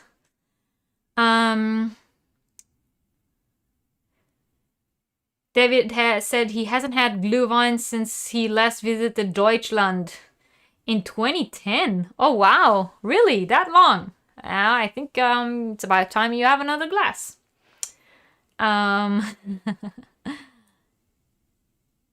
Hello, Linda. Linda says hi from the UK, first time here, and hello to my fiber friends. Hello, Linda. Thank you for joining. I really appreciated you being here. If you're new to the channel, don't forget to subscribe and hit the like button. I welcome any new students to the Yarniversity, and cheers to you for joining us. Not froggable. Yes, definitely. Eyelash yarn is not froggable at all. If you need to frog it, I think it's easier to just either cut the yarn or start again. Yes, exactly. David is definitely long overdue for a glass of or a cup of Glühwein. You're in and out doing chores and making more coffee. Okay, Lori. All right, so that was eyelash yarn, and the next one I want to talk about is leather yarn, and that's yarn that many of you mentioned in the beginning and many of you had questions about. So let's talk about leather yarn. Just as the name suggests, this yarn resembles a leather. It has two flat threads, and they are held together by a stripe of material at the center. This material at the center can be any type of material. It can be metallic, it can be beaded, any other interesting form. And this type of yarn is more often used to create either trim or embellishments than to knit or crochet with it on its own. However, when it's used correctly, or when you know how to use it correctly, it can be used to create beautiful, airy, flowing shawls, wraps, or even ponchos and summer tops.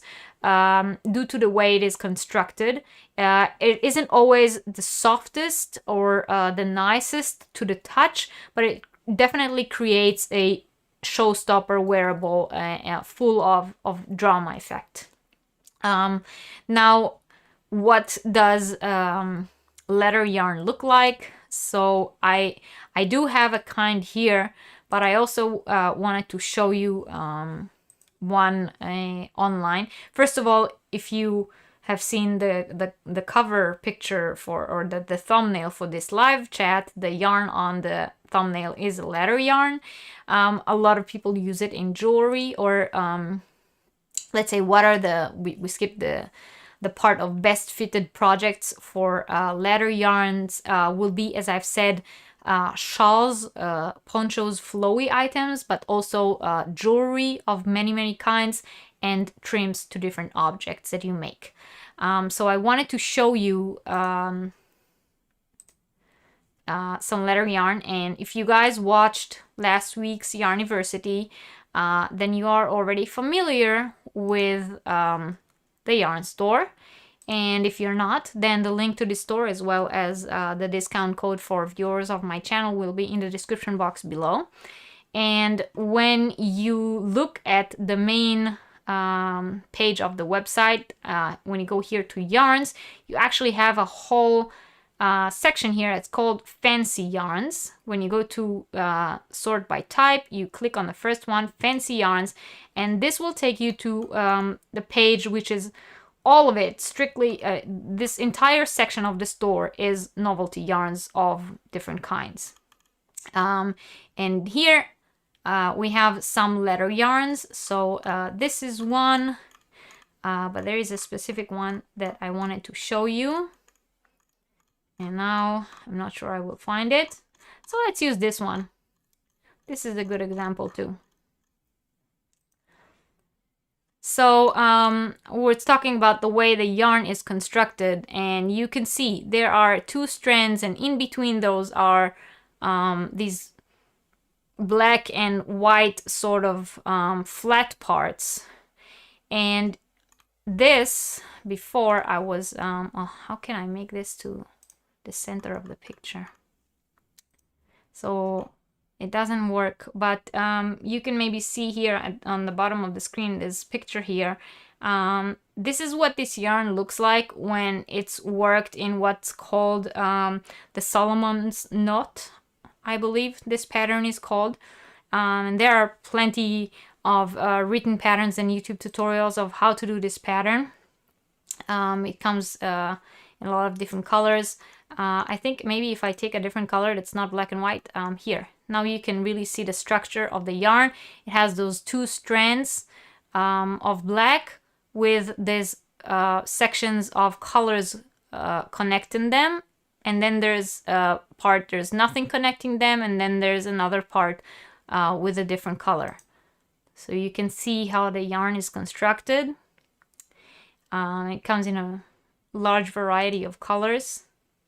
And when you work this yarn in patterns that are in some way resembling what's called the Solomon's knot, very airy, very flowy patterns that are constructed of many chains and single crochets, you know, those very airy patterns. These will create beautiful shawls using these yarns. Very airy, summery shawls, which will look beautiful and upgrade any of your evening summer looks. So these are the kind of crochet and knit projects that I would recommend using those yarns. But yes, they are very often used in jewelry, and people make beautiful jewelry with them. And I know some people who actually build their entire jewelry business on jewelry and necklaces and what they call pile necklaces made out of this yarn.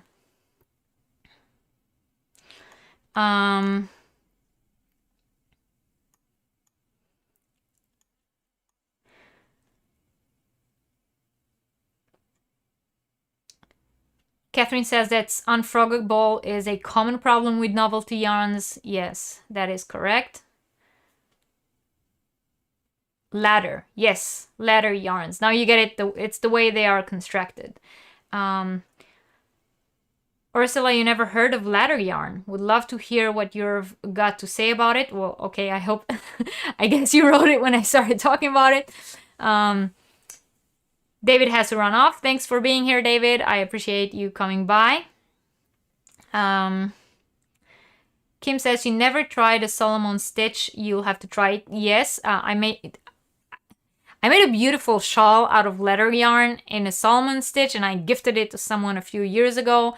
And I think it was one of the prettiest shawls I ever gifted anyone. Maybe, I think it's one of those things that you say, it looks like it took a lot of work, but it actually didn't, because the pattern is a lot of airy. It's like an airy pattern, a lot of spaces, not a lot of stitches. You know what I mean?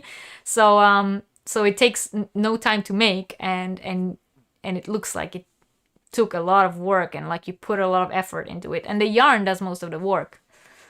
Yes, that Solomon knot is a great idea. And by the way, any kind of pattern which resembles the Solomon knot will also work. Something that takes many chains, many yarn overs, and single crochets. So no biggies.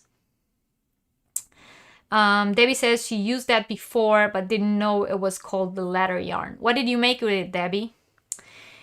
Would you say one should use a bigger size hook if you wanted to crochet a mesh, double crochet one, chain one? Generally, when working with novelty yarns, I would always recommend using a larger hook. Yes. Hi, Lashira. Thank you for joining. No problem. Happy New Year to you, by the way. Good to see you here. We're happy to have you, even if you come in late. You think your mother knitted scarves with leather yarn? Yes, I've seen beautiful scarves made with it. I made a shawl. I've seen shawls made with it. I've seen beautiful cha-cha skirts. I wish I had a picture to show you. I did not think about it ahead of time, and finding it now will take me ages. But I've seen a beautiful 20s style dress made out of it, and it was gorgeous. I cannot even imagine how long it took to make, but it was absolutely gorgeous. Happy New Year, Toro 8 Star. Thank you for being here. You are very welcome at our Yarniversity. How does one work a crochet hook into the stitches? That's my problem, because I'm not sure how to work the stitches with leather yarn. You work it just as you would a normal yarn. So you wrap the whole thing around your hook. You don't work into the spaces between, or it's not like chenille. Not chenille. I meant it's not like sachet. We will talk about sachet as well. The yarn by itself is so pretty. You really need to find a pattern that can show it off exactly. Sorry, Reggie, I have to go. We'll watch the rest later. Okay, Wilma, thank you for being here. Happy New Year and have a great evening. I wanted to show you the leather yarn that I have. As I told you, leather yarns come in many different forms, and the connection between the two sides can be many different materials and many different kinds. And this is the leather yarn that I have. It is from Ice Yarns, and it's very, very sparkly, and it's two different colors of purple. And you can see here how it is constructed, and it is just gorgeous. Now, when you touch it, it's leather yarn is not one of those yarns that you will touch it and say, oh, this is so soft, or this will become. It's something that you have to feel the finished project. You cannot determine by touching the ball of yarn itself. Have a beautiful rest of this learning project. Bye to all of you. Bye, Wilma. Thank you for joining. Thank you for being here today. You were working into the holes, so I'll just wrap it all around. Yes, exactly. You just work with it like a regular yarn. You don't work into the holes. Happy New Year, Wilma. I love all the info you're giving. Truly learning a lot. I'm very happy, Ursula. That's what the Yarniversity is for. You will not have the patience. I assume you mean the dress.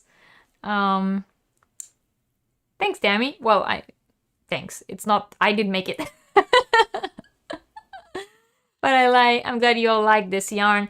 This yarn is something I bought off of Ice Yarns when I was still ordering from Ice Yarns. So it must have been over a year ago. And so I don't know if it is still available on the website, but I showed you. You can get so many different kinds online, specifically on the yarn store, which I was telling you guys all about this online store last week. So I already said all the wonderful things that I have to say about them. I cannot recommend them enough, and they have a very large variety of these yarns. And yes, Kim, you are right. Novelty yarns are definitely an eye candy, which is also the reason why so many of us buy them. We see them, they look so nice, we buy them, and then we don't know what to do with them, which is what this live stream is for. Hello from Poland. Hello, neighbor. Enjoying the content on new yarn. Did you also had experience knitting with leather yarn? Knitting, not yet, but again, I have seen beautiful scarves being knitted out of leather yarn. The trick is use a larger hook, a big hook, to give a lacy look to the yarn. Knit with a yarn as if it's normal yarn, so don't go into the spaces inside the leather. use the whole yarn to wrap around, and choose a pattern that is airy, light, fluffy.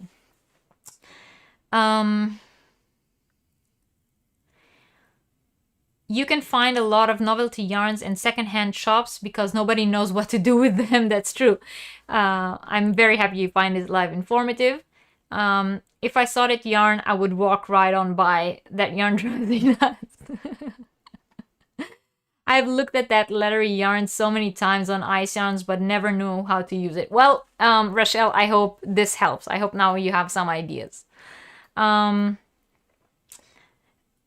Okay, so leather yarns, I think that was the yarn that was mentioned the most when we started this live, and I told you guys to say or ask the questions that you have, and I hope that what I was just saying, what I was just showing, and what I was just explaining helped in some way. If you have any more questions about leather yarn, you can always continue putting them in the chat. I'm just gonna move on to talk about the next type of yarn, and the next type I wanted to talk about is ribbon yarn. When we talk about ribbon yarns, it is very similar to what I was saying before about t-shirt yarns. However, ribbon yarns are tape yarns, or they are also very often referred to as tape yarn. It resembles a ribbon, so it's flat and thick, kind of like a fettuccine. It can be made from either synthetic or natural fibers. It can be silk, cotton, it can be acrylic, it can be anything really. The name ribbon is referring to the way the yarn is constructed, which is this flat tube. Some ribbon yarns are flat, or let's say most ribbon yarns are flat, but there are some who are kept in a tubular construction. Ribbon yarn that's made in a tubular construction typically has a seam to it. So you will see like a tube with a seam on one side of it.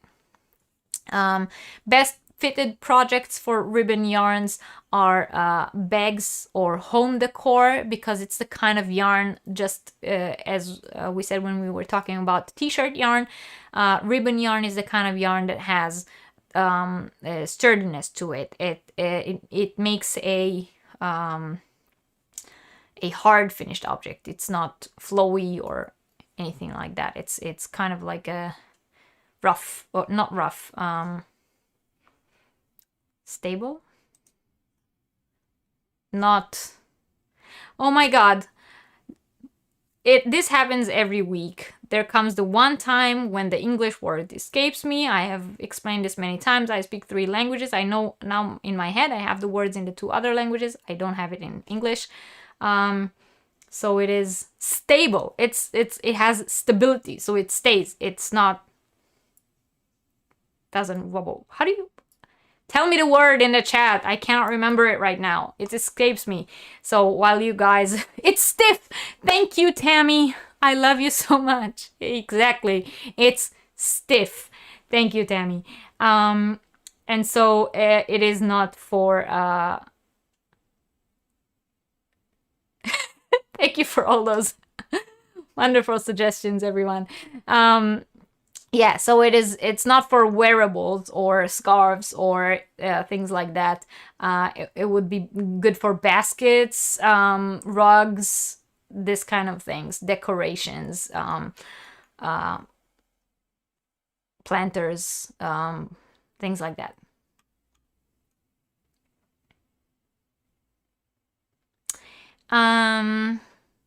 The shawl you made, what size hook did you use? I bought a bunch because the colors were so pretty. Oh, you mean the leather yarn?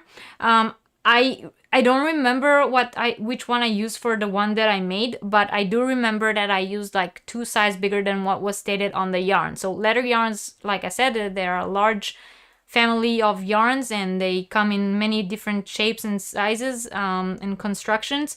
So just look at the label, and I would recommend going at least 1 or 1.5 sizes bigger than what says on the on there.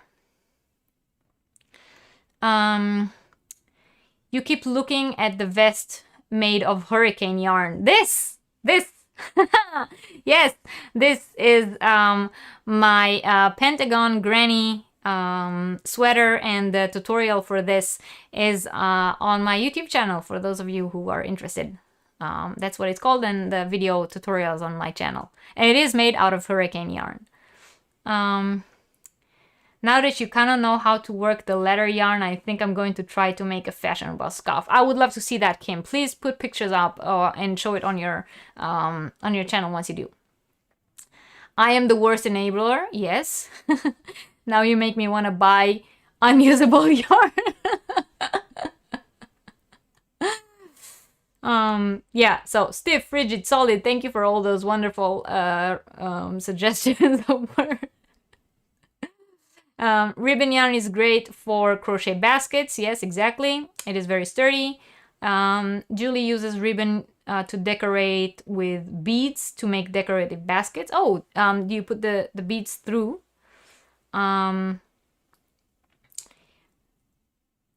Ursula says she's so glad that this also happens to you and not just to me. Do you mean structure? Oh, you mean when I lose my words? Yes.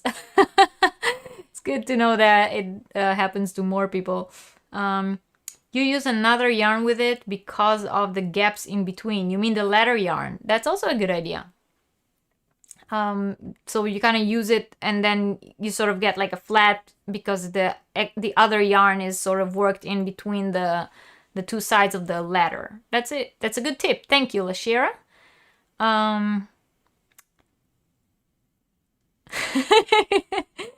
Catherine and Tammy. I don't want to have to put you in detention. Unless you want to wear a box. Yes, definitely. Don't use it for wearables unless you like to wear a box.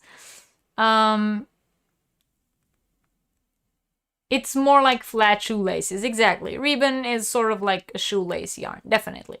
So I don't have a ribbon yarn to show you guys right now, but I can show it to you here on the website.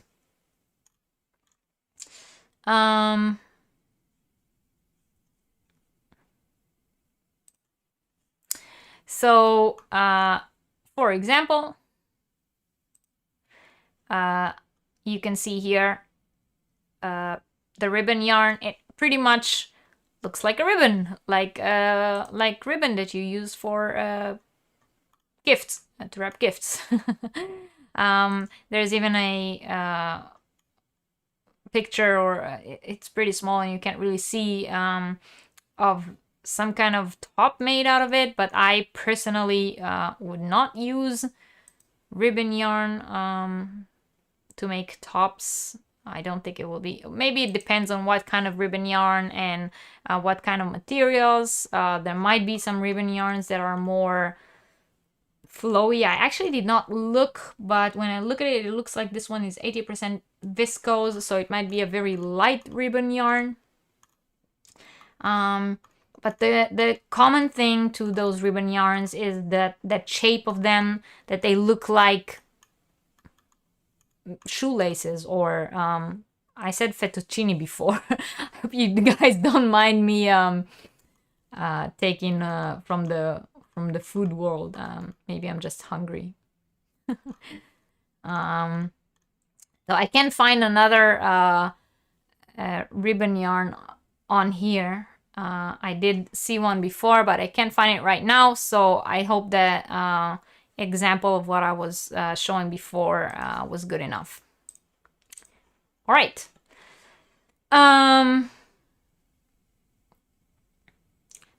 You only speak one language and you still can't find your words. Okay, that's comforting. So I'm not the only one. All right, so that was ribbon yarn, and the next one I want to talk about is slub yarns. Now, slub yarns became very, very popular in the past few years. They are just yarns that have thick and thin sections alternating regularly or irregularly. So slub or thick spot in the yarn is created by varying the tightness of the twist. So unlike the boucle that we were talking about before, where one strand is always more loose than the other two, with slub yarns, one strand is looser only in certain parts. So it will be spun together in the same tension as the others to a certain length, and then every so and so space length it will be looser than the others, and then it will get back to being the same tension, and this creates this slub in the yarn. And so those are it creates this irregular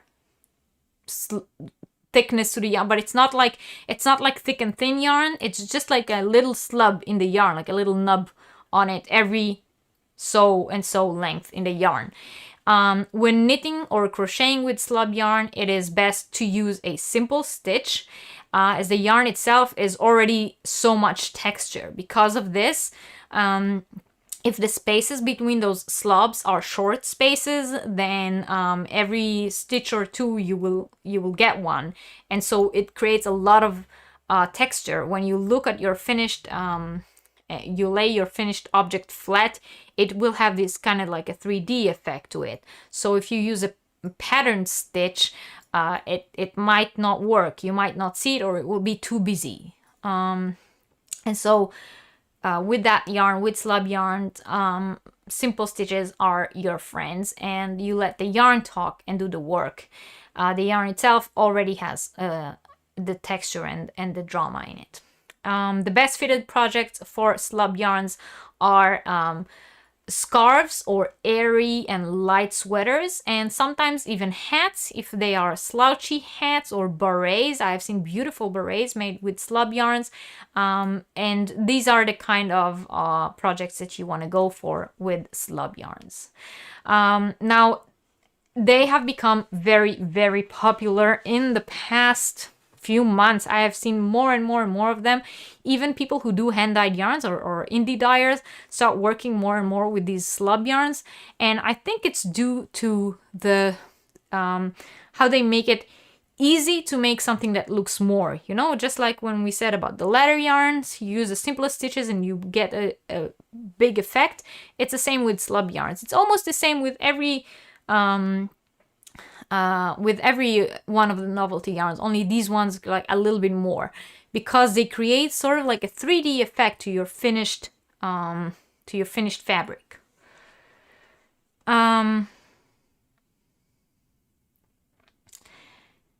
Gloria says she was gifted a lot of ribbon yarn, used it to add with yarn for a purse. Yes, exactly, it's very good for a purse.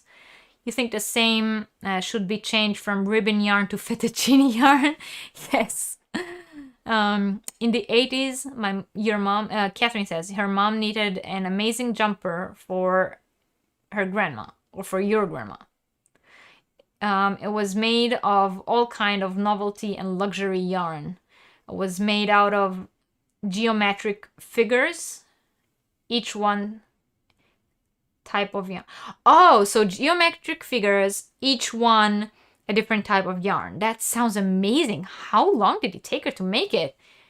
You remember it having mohair and angora ribbon yarn and beaded yarn. Wow, that must have looked amazing when it was done. How is slub yarn different from roving? You know what? I'll show you what slub yarn looks like. Does recycled yarn count as novelty? No, not as a whole. If it's a novelty yarn that's made out of recycled material, so it's one of those yarns that I mentioned or I'm going to mention, and the materials are recycled, then yes, but not every yarn that's made out of recycled is a novelty yarn. I think it's this kind is actually spun. Yes, exactly. The slub yarn is spun. And yeah, let me show you, since let might be just easier if I show you guys one slub yarn. I had one that I could show you, but I don't have it anymore. So if this live chat was taking place a few weeks ago, I may have been able to show you mine, but I don't have it anymore. So I have to look real quick here on the website, hoping that I can find one that I can show you.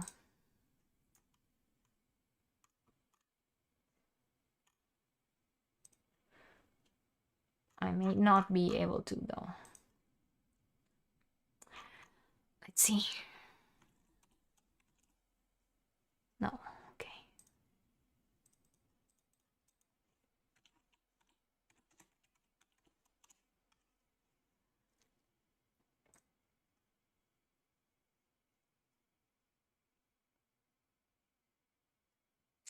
All right. So you guys all know, so don't get annoyed at me. You know that my go-to website when it comes to yarn is Hobby. So Hobby has this yarn. It's called Curly. And if you look at the yarn, I wish they had a better picture. Maybe here. Can you see that, Lori? So the yarn is mostly spun together, but every so and so millimeters, one of the strands is spun looser than the other, and then it goes back and it's spun again the same thickness until the next time when it's spun looser, and it creates this effect. So that's the difference between slub yarn and boucle, which when I showed you the boucle yarn, let me go back to me. So when you see the boucle yarn that we were talking about before, one strand is always looser than the other, whilst in the slub yarn, both strands are spun together the same, and every so often one of them is looser. So I hope that made it clear.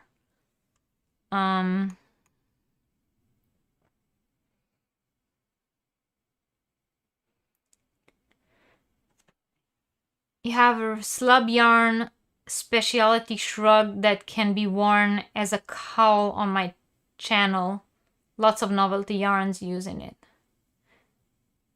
You have a slub yarn specialty shrug. Oh, you mean you have a tutorial to make one?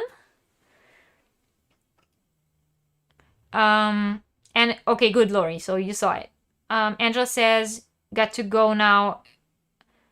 We'll catch a replay. Okay, thank you, Angela, for being here. I very much appreciate it. And have a nice evening and Happy New Year to you.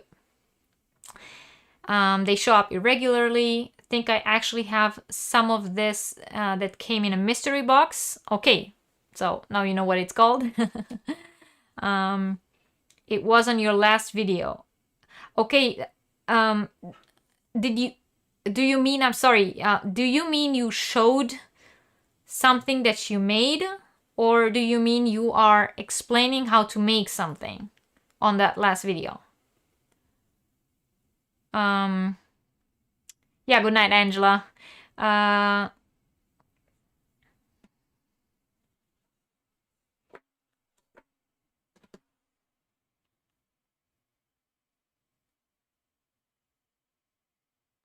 sorry, you guys.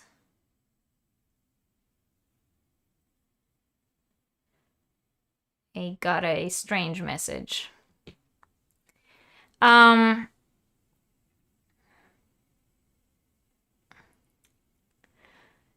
Ursula, you're taking notes. Love making items with simple stitch. Alicia, I have to go. Thank you for being here. I so very much appreciate you coming, and thank you very much for the super chats, and I love you very much, and I'll see you next week on your live. Bye. Have a nice day. My yarn would be Slub and not a Boucle. Still a pain in the butt though. Oh, so you mean that that Z-Man yarn? No, just showing the monument. Okay, I'll check it out. Can I ask, if I Google Slub yarn, will it then give me sources that sell this Slub yarn, or what must I type in to get sources for this yarn? Ursula, I'm not sure how it works exactly, but typically when you type any type of yarn into Google, or at least that's what mine does, before the first result, above it you have pictures of places of different ads from websites that sell it, and you will see the different. Maybe I can show you that. 1 second.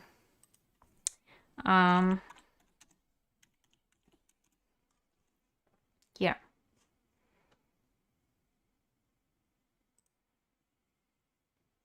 So when you type in Slub yarns and then go to images, before the images of Slub yarn come up here, you get different results from websites who sell whatever it is you looked for, and then, oh, and even Hobby's even here. And then you'll get it with the price and where it is and how much will delivery cost to your country. I guess Google knows where you are. So if you do that, and then you just have to click on one of them and see if they have any more.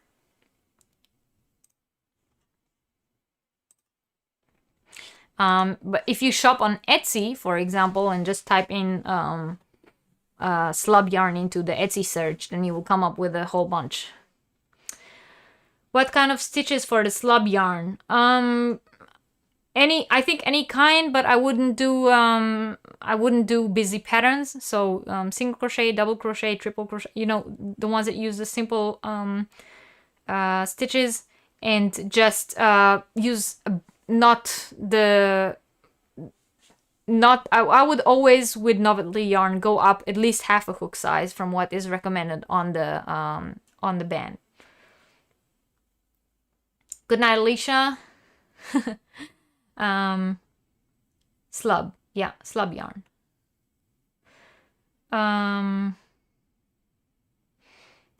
Debbie, you don't have PayPal account, but my husband does. I sent $10. I hope we did it right and it gets to you. Oh, thank you, Debbie.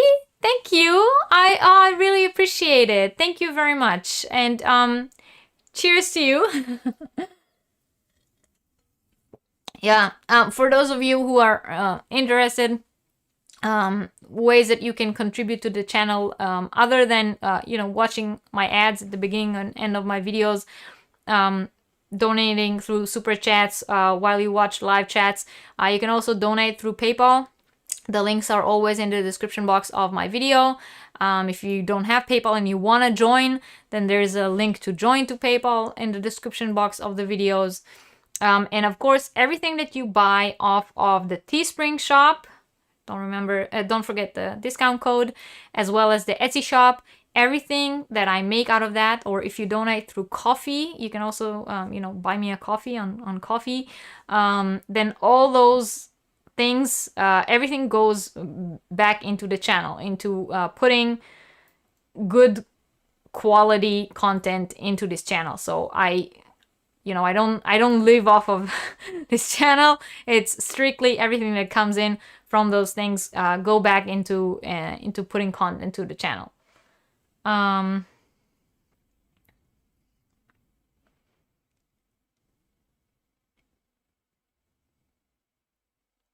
Ursula says, thank you, Reggie. I get it. It's easy to find.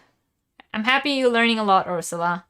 This Slub yarn would look good in knitted garter stitch or stockinette stitch. Yes, definitely stockinette. And again, the simplest crochet stitches. With these kind of yarns, the textured yarns, simple stitches are your friends.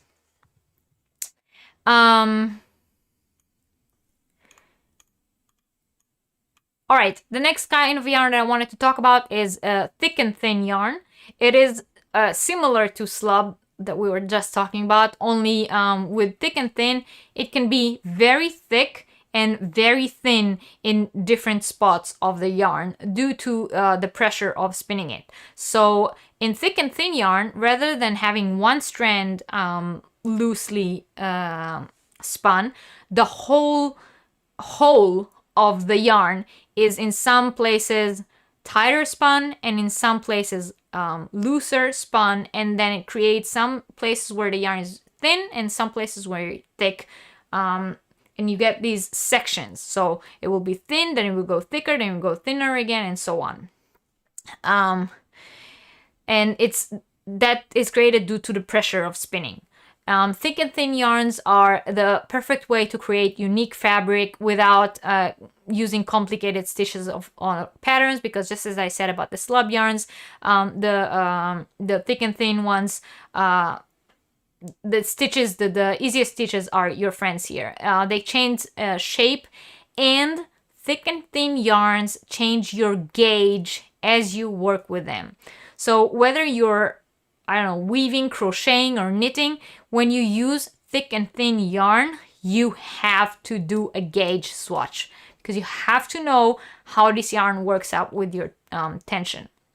And they are always a good way to introduce texture into your work. But like I said, it is important to gauge. Do a gauge swatch, check the way it comes out, check your needles, check your hooks. See, it is critical, because the yarn can be anywhere from fingering to super bulky in one strand of yarn. What are the best fitted projects for thick and thin yarns? Scarves, shawls, and textured wearables.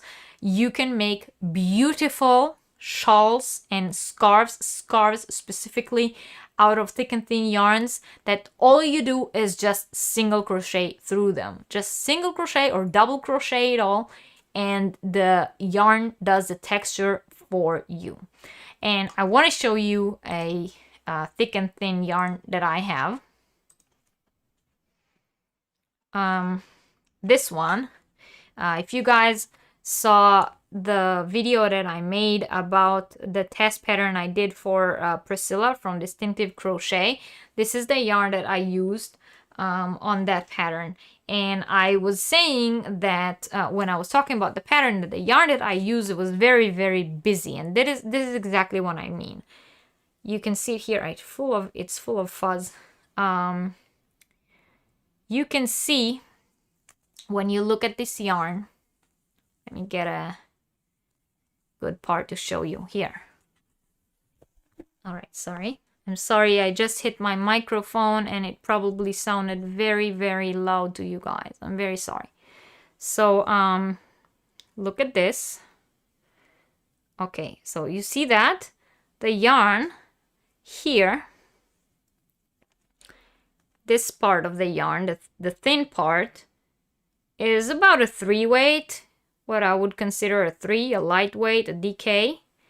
And then here, just a few centimeters later, you have, I don't know, 5 centimeters length of the yarn in super bulky. And it is the same strand of yarn. So it goes anywhere from DK to super bulky in one strand of yarn. So you can imagine what that does to your gauge, right? So that is thick and thin.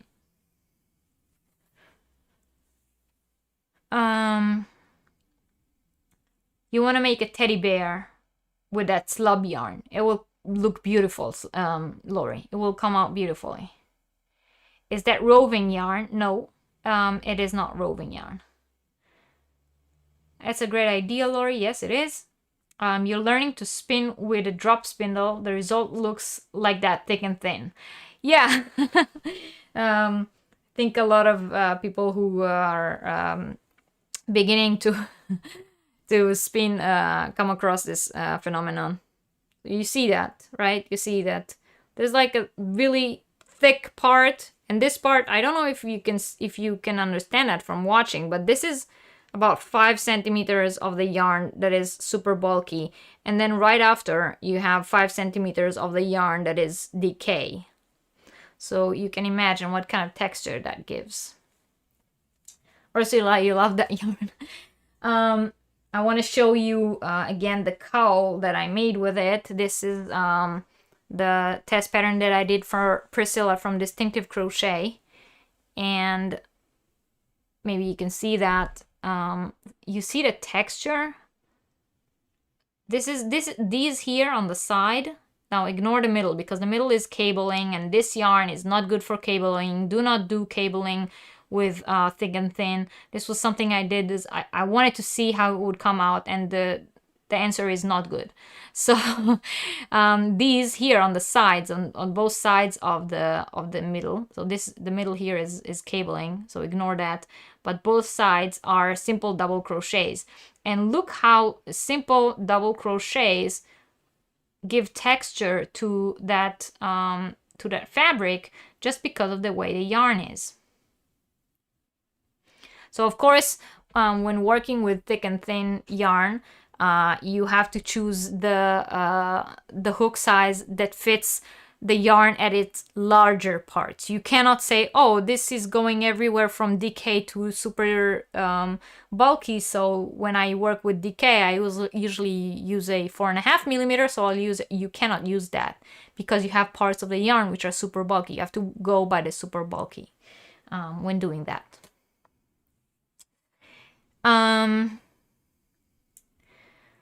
The thick and thin yarn looks very interesting, might work very well also for long cardigans or jacket style. Yes, definitely. It will give wonderful texture to whatever you're working, as long as you're just using simple stitches. What needle size? I think that's just, I think I just answered that. You want to go by whatever hook you will use for the thicker size of the yarn. So if the thicker parts of the yarn are super bulky and you typically use a 9 or a 10 millimeter when you work with super bulky, then use that. You know how hard it is, how hard I worked not to get my yarn to look like that. Oh, you're talking about spinning. Yeah. Exactly. The spinners just starting to spin, they all want to get the yarn to not look like that, and then come the people and sew the yarn that look like that and call it thick and thin. Jean says, beautiful texture, and hello. Hi. Hey, Jean, thank you for joining, and cheers to you. Happy New Year. All right. So thick and thin yarn. And next one I want to talk about with you guys is loop yarn. So loop yarn is relatively a new addition to the Novelty Yarns family.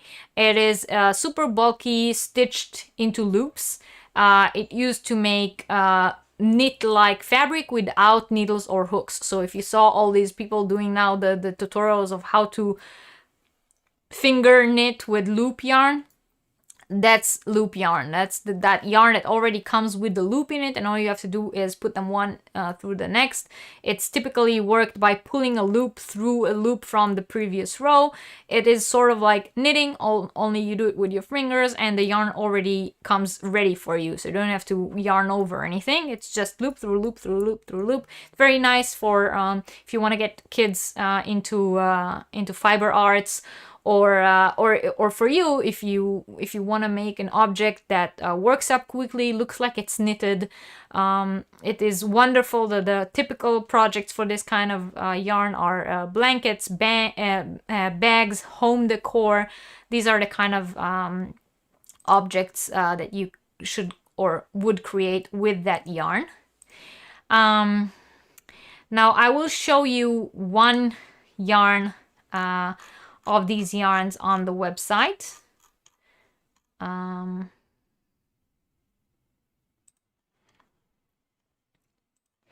Okay, so this, I was talking about that yarn last week already when we were talking about the website, the Alizé Puffy More, that looks like loops, and this specific one is also one that has 2 colors, and you can actually make sort of like graphicans with it. It's very interesting what you can do with this yarn. Once you get into loop yarn and start exploring it, you find the most interesting tutorials. Specifically, Alizé Yarns, they have their own YouTube channel, and if you're interested in starting to work with puffy yarn, or what they call loop yarn, then I would definitely recommend starting with the Alizé video tutorials. They are amazing and very, very easy to get. I will show you the loop yarn that I have. Mine, if you may have seen me buy it on one of my shopping videos. So mine is sort of like a hybrid between a loop yarn and a fun fur, but it's still a loop yarn. And as you can see, it's loops. So let me try to get a strand out here to show you guys. So you can see there's a strand of yarn, and then every centimeter or so is a loop. I can put my finger through. So that's one loop, and that's another, and it goes on. And the way you work with this yarn is every row you put the loop from the previous row through the loop of the new row, and so on, and you work it up. And then it looks like it's knitted, but you didn't use any hooks or needles.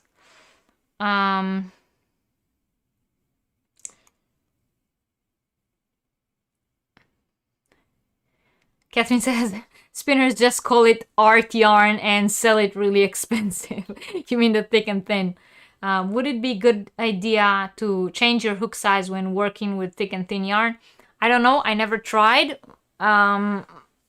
I don't think so, because the yarn itself already alters your gauge, so altering your hook size will even make it more. But if you ever try, let us know. Bye, Linda. Thank you for joining. Good night and Happy New Year. Ursula says, oh no, I don't think that's for me. I'll pass loop yarn. It's okay. It's not for everybody. But I definitely think, I mean, you can make beautiful things with it. I have seen on the Alizé YouTube channel, they make bags out of it. They make graph pillows and graph gowns out of it. Make beautiful things out of it. And it's way easier than crocheting them. But it's another skill to learn, because you know, it's just like learning to crochet and learning to knit, learning to do it with your fingers is just the same. You kind of make a braid with the loops, yes. However, at the beginning, when you just start and you're just working with a yarn for the first time, yes, you sort of kind of just braid them through. As you progress to more complicated patterns, you can start making cables. You learn how to increase and decrease. You can do weave, basket weave. They do beautiful things with it, and if you're into it, if you're into trying it, definitely check out the Alizé YouTube channel. They have wonderful tutorials for it. Loop yarn makes me feel like they think I'm so stupid I can't think how to knit, so they're going to do it for me halfway. I only need to do the other half to get the result. Well, or you can think of it that way, but you know, it's also nice to think maybe it's not for us experienced crocheters and knitters, but for people who are beginners, it's a good place to begin, and then advance to the more complicated ones. What will you make with the yarn you showed us? This one? If you were talking about this one, I bought it in one of my shopping trips that I showed on my channel. And as I've said in that video, I bought it because I want to use it for a tutorial. I have an idea for a really cool pattern that can be made with loop yarn, and so I'm still going to do it. However, we are, I think I mentioned it last week already, we're still on full lockdown here, and I barely have time to film anything. The reason I can sit here and talk to you guys is because it's already after my kids' bedtime, and normally what I do at this time is sleep on the couch. So, I mean, my time of day to film tutorials is very, very limited. I hope it will come sometime in the next few months. All right. So, hop on to the next one. Pom-pom yarn. So pom-pom yarn, it looks like many little pom-poms connected by one central thread. So you remember when we were talking about thick and thin, how every so often there's a thicker part of the yarn, or when we were talking about slub yarn, every so often there will be a yarn that's loosely spun. So with pom-pom yarn, every so often there will be a pom-pom in the middle of the yarn. It's normally worked in a very specific way to create a unique fabric that looks as if it is made strictly and entirely out of pom-poms. So ideally, that strand that in between the pom-poms will not show in your finished product. And working with this yarn takes practice. It's something that you have to gauge, and you have to practice again and again, and try and change the size of the needles until you get it right to your tension, until you get the best finished look. And as I've said, the finished object should look as if it was made out of pom-poms. And the best fitted project for that kind of yarns are rugs, baby blankets, or anything else you want to make that should come out covered in pom-poms. So I don't know, maybe you want to make a bag that looks like it was made out of pom-poms or things like that. Now, pom-pom yarn is typically, I don't know why, but typically people relate it more to baby items and not to home decor. But I think, I mean, generally you would make blankets out of it, but you wouldn't strictly make baby blankets out of it. So it's not good only for baby blankets, but it is typically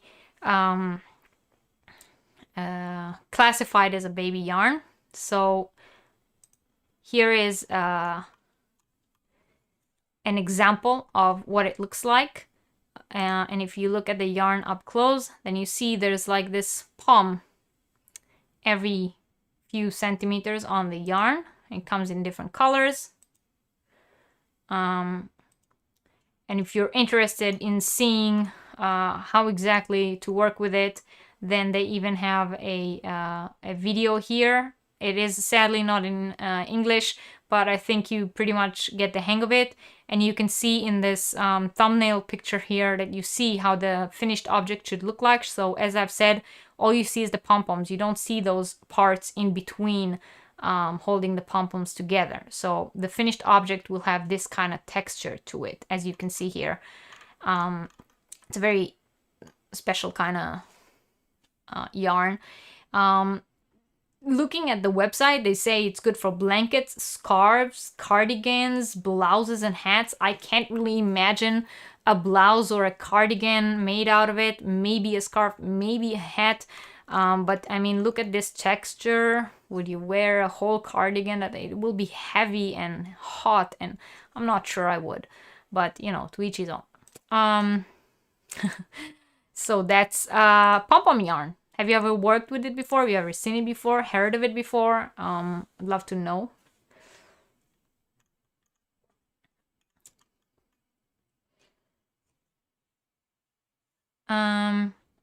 You're thinking the Ellison and May will make a great pillowcase. Yes. Yeah, it would. It would be very cuddly. The loops yarn you showed looks beautiful, furry. Wish it was straight. Well, yeah, so it is, you can probably get fun fur that looks like that. and then it's not loopy. It's just fun fur in the same colors.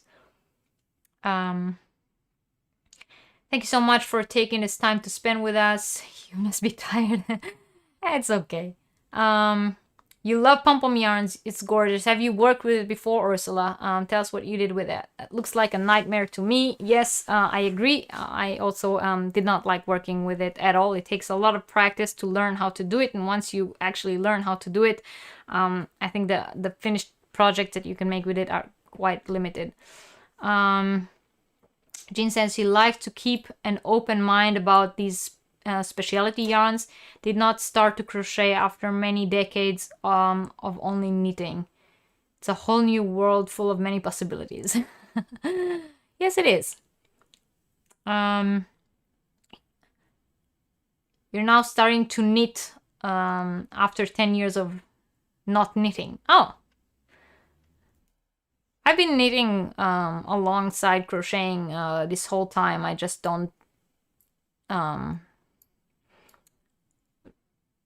I mean, I don't design knit. I knit a lot, but I knit other people's patterns and so on. I've never designed anything in knitting, so it's not part of my channel.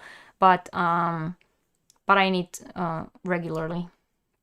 I actually started knitting before I started crocheting, so I was a knitter first, and then I started crocheting.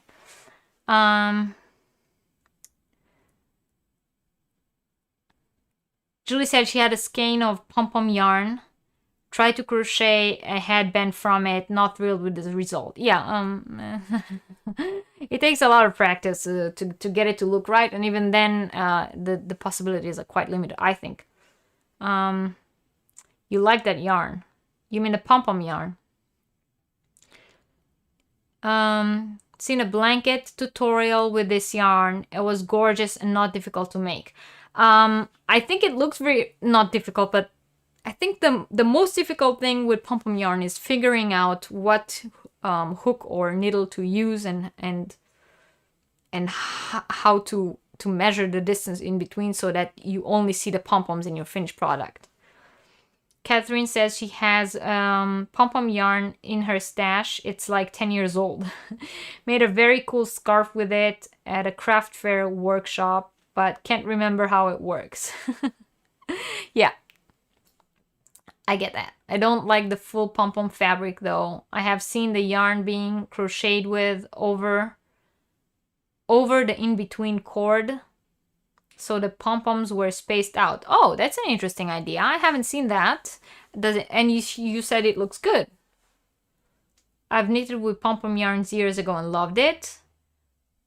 All you need to do is follow the recommended hook size and simple stitches. All right. So the last, we come to the last yarn that I want to talk about. It is not the end of the live show. I still have tips and tricks to working with Novelty Yarns, and we still have to pull the winner from last week, and I still have to show you what the prize for this week is. But before that, I will talk about Sachet and Ruffle yarns. So Sachet and Ruffle yarns are especially structured in order to create a ruffle effect full of volume. The effect is typically achieved by knitting or crocheting using the open spaces in the yarn. So when we were talking about the ladder yarn before, I mentioned that you don't work into the spaces. You work the whole yarn as yarn. With sachet or ruffle yarn, you work only into the spaces. So you work into the spaces in one side of the thread, and that way, the way the yarn is constructed, it allows the designer to reach maximum effect with a minimum effort, because all you do is work. For example, when you crochet, most of what you do with ruffle or sachet yarn is chain. Either chain or just slip stitch, and the yarn makes the effect. But you only work into those spaces in the side of the yarn. If you've ever seen sachet or ruffle yarn before, then maybe you know what I'm talking about.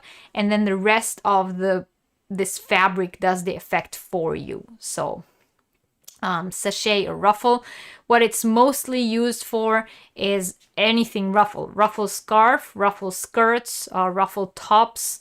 or to put a trim or embellishments on stuff that you want to be ruffle like. So I have something that I made with ruffle yarn. I have a tutorial for it on my channel, but I want to hear from you guys if you ever worked with sachet or ruffle yarn.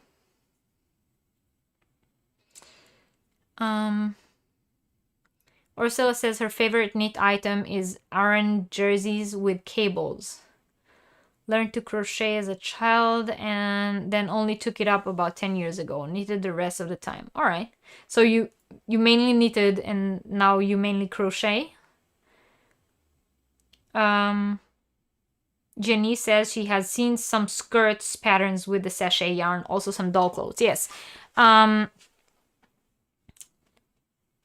Jean said it was very popular yarns about 7 years ago here in the States. It was fun to work with and can make many pretty projects.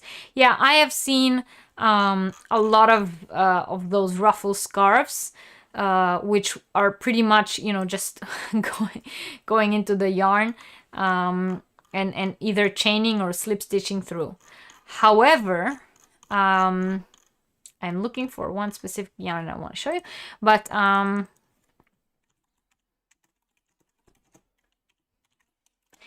however, the really interesting projects are the ones that use the yarn, not just slip stitch or a chain, but the ones that make a whole skirt or top or something like that out of it. So I am here is a picture. 1 second.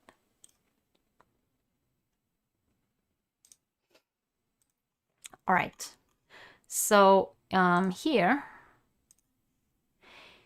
oh, why doesn't it go down? 1 second. Can you see it now? Here it is, here on the side. You can see a ruffle scarf. This one is made not out of sachet, but out of ruffle yarn. And this scarf, I have a tutorial on my channel to how to do this scarf. It's called How to Knit or How to Crochet with Ruffle Yarn. This specific one that you see here on the picture is with Cha-Cha-Cha ruffle yarn. This is an ice yarn, but there are many different ones. I have on my channel the tutorial that I made. I used a Boucle yarn from Housekeeping at the time. I don't know if they still sell it, but those are those scarves like the one that I just showed you. Those are the typical projects that you make with ruffle yarn. However, just as I mentioned, there are the more irregular ones. So I wanted to show you one that I made, and that's another one that I have a tutorial for on my channel. If you're interested in making this, you can just go back to the channel, press on the videos tab and look for the tutorial. This is a ruffle top. Let me hold it so that you can see. Now this is it's for a little girl, so it's a small size. This is a strapless ruffle top. When I made the tutorial, it had another part here. It was a halter top, but the little girl that I made it for didn't like it, so she asked me to take it down, and I asked her if I could borrow this so that I can show it to you today. So this is, it's all ruffle yarn, as you can see. It has a lot of volume, a lot of effect when you wear it. So that's just one of the things you can make with it. That's not just a regular scarf.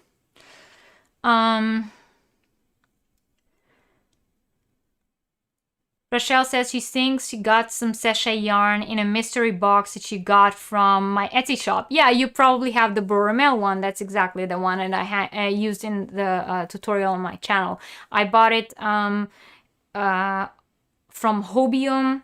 I'm not sure if they still sell it because I didn't buy from Hobium for a while. But when I bought it from Hobium, I bought about 6 or 7 different packs of it in different colors because I liked it so much, and I made so much with it. I made different scarves and I gifted it to people, and people were loving them. And I made this this top that I made for a little girl, and I also made a little skirt for a different little girl. So all the girls in my my son's kindergarten get things from me all the time, and they love it. So it's I love working with ruffle yarn. I think it gives beautiful effect to garments. But of course, you can do like I said, you can do anything with it, from the simplest ruffle scarf, or make it in, if you use sachet, you can make it into beautiful shawls. It has this effect that it opens up, you can stretch it up. I've seen beautiful shawls made out of it, and of course you can use it as embellishments on different things. You need a few scarves with ruffle yarn. Yeah, they were very popular a few years ago. I don't know if they still are. Made a bunch of stuff with ruffle yarn back when it was super popular. Yes, I have made a few ruffle scarves. I think pretty much when it came out a few years ago, pretty much everyone made a scarf out of it. You were gifted a whole lot of sachet yarn. When you got tired of doing the ruffle scarves, started using it as a bulky yarn to make baskets. It is pretty structured when used. Oh, so you used the whole ruffle yarn as yarn, just as we were talking about the leather yarn, and it was and it had structure to it, because when you use the whole yarn, it becomes bulky. That's a good idea, Julie. Thanks for that. Seen it but never worked with it. Love your sachet tutorial. Want to make a bag out of it. Oh, I'm happy, Catherine. That's pretty. That's super cool. Love that look. Oh, you like that's the ruffle top. Thank you, guys. Your internet is being stupid again. Watch the rest later. Okay, thanks for being here. I appreciate it, and Happy New Year. How does it work from the inside? You mean the top? The top inside is just a regular Karen Simply Soft. So the way the top is constructed, you make the top out of regular yarn, and then you put the ruffle yarn on top. That's the thing with ruffle yarn. You can't really just knit with ruffle yarn. You need a structure underneath. Otherwise, there's nothing for it to hold, because you can't knit ruffle yarns or crochet ruffle yarns in rows. It doesn't really, the structure of the yarn doesn't really allow you to make rows with it. I hope that makes sense. It makes sense if you ever held it. So you make the top out of one yarn, then you embellish it with the rest, and you put the ruffles on top. By the way, crochet skirts, ruffle skirts work the same way. And if you're interested, like I said, the tutorial for this is on my channel, and all you have to do is go back to the channel, press on videos, and you'll find it. Nana's Crafty Corner, Donna. Hello. Hi, welcome. You're new to my channel. Hi, I'm happy to have you here. Welcome to the Yarniversity. We are talking about novelty yarns. We just finished talking about all the different types of novelty yarns, and we are at the part where I am about to give tips and tricks of how to use them, and talk to you guys about this week's giveaway and next week's giveaway, last week's giveaway. Thank you for joining, Donna. Welcome. Cheers to you and Happy New Year. Don't forget to give this video a thumbs up, and if you're not yet subscribed, then please do. And if you're interested in what you've missed, we have been here for 3 hours. So if you're interested in whatever you've missed, you can always watch the replay once the video goes into replay. All right, so I have a few tips and tricks for working with novelty yarns. So first of all, always make a test swatch. We were talking about it. Check your gauge in project where gauge is important. So many of these yarns are irregular. We said the word irregular countless times in this live show. In fact, if it was a drinking game, it would have been quite fun. Maybe an idea for next time. So many of them are irregular that making a test swatch or a gauge swatch is very, very important when working with all of these yarns. For the most heavily textured yarns that make it impossible to see the stitches, we talked about it. Try to hold a smoother string of regular yarn with it to give your stitches more visibility and definitions. If you are having difficulty crocheting into the stitches still, or you don't want to use another yarn along with it and having a difficulty crocheting into the stitches, or if the stitches are hard to spot due to the structure of the yarn, try working into the spaces between the stitches. The spaces are usually easier and bigger to spot than the stitch itself, so instead of putting your stitch on top of the stitch from the previous row, just put it between the two stitches from the previous row. So the granny stitch, for example, is ideal for eyelash yarns or those kind of yarns. The yarns that you can't really see the stitches from the previous row. If you were looking for a simple stitch to work something in those yarns, granny stitch, for example, is a good idea. If the structure of the yarns makes it tangle into itself or not into itself, or you find it very hard to work the yarn through because it keeps tangling into the yarn from the previous row, just try a larger hook or a larger needle. And in general, typically plastic hooks and needles will work better for novelty yarns. Sorry. When working with novelty yarns, keep your tension on the looser side, because when you have tighter tension, it will cause more tangling. So when you work with any of these yarns, just keep your tension looser than you normally do.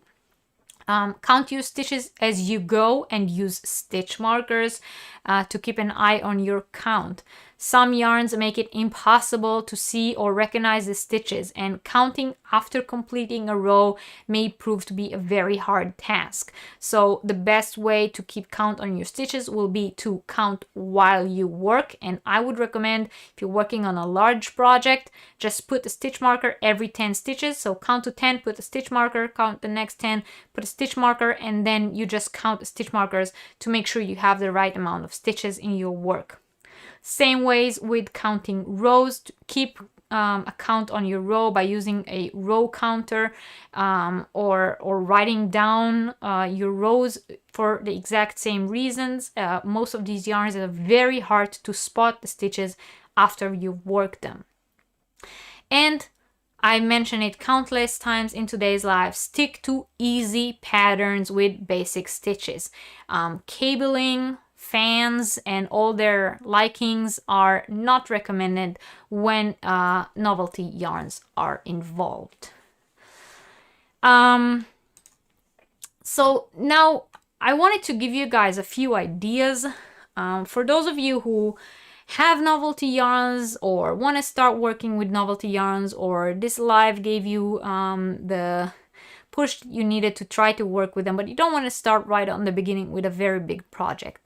Then I have some ideas of smaller projects or just different arts and crafts that you can do with those novelty yarns to get used to them and get to liking them more. Sorry. Okay.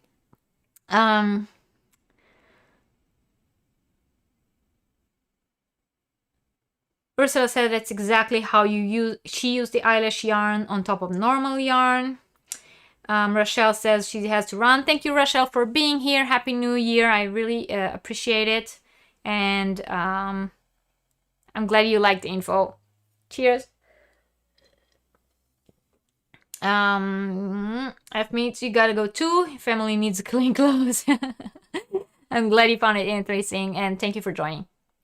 V-stitch and moss stitch are your friends. Yes. Everything that involves chains, working into the chains, and so on, and stitch markers. Yes. Yes, definitely. So some ideas for small projects that you can make with that novelty yarns. Little small decorations. If you make Christmas ornaments, for example, make small ornaments for your trees. Just, you know, make them out of some kind of novelty yarn. It will give them volume. It will give them a different look. And it's a small project that you can start with. Also, anything that's arts and crafts or kids projects. So if you make something with it, doesn't necessarily have to be knit on crochet. These are ideas of what to do with novelty yarns in order to get used to them, get the feel of them, understand how each of them works. So if you have little children at home, or if you have grandchildren, or you work at a school or that kind of, there are so many arts and crafts projects you can make with kids, or you can make yourself. That you can use yarn for. People mention here making pom-poms out of novelty yarns because it gives the pom-poms a different look, a different volume, a different feel to them. That's a great idea. There are all kinds of things that you can do, like doll making, using the novelty yarns as hairs or different features on a doll.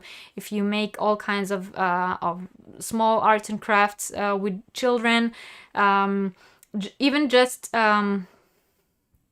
you know, smearing something in glue and wrapping it with yarn to give it a volume, a texture. I have seen someone makes beautiful small fish. They cut the fish shape out of a carton and smeared it with glue and let their kid wrap it with yarn. If you do that with a yarn that's a novelty yarn, it will get a whole different volume drama to it.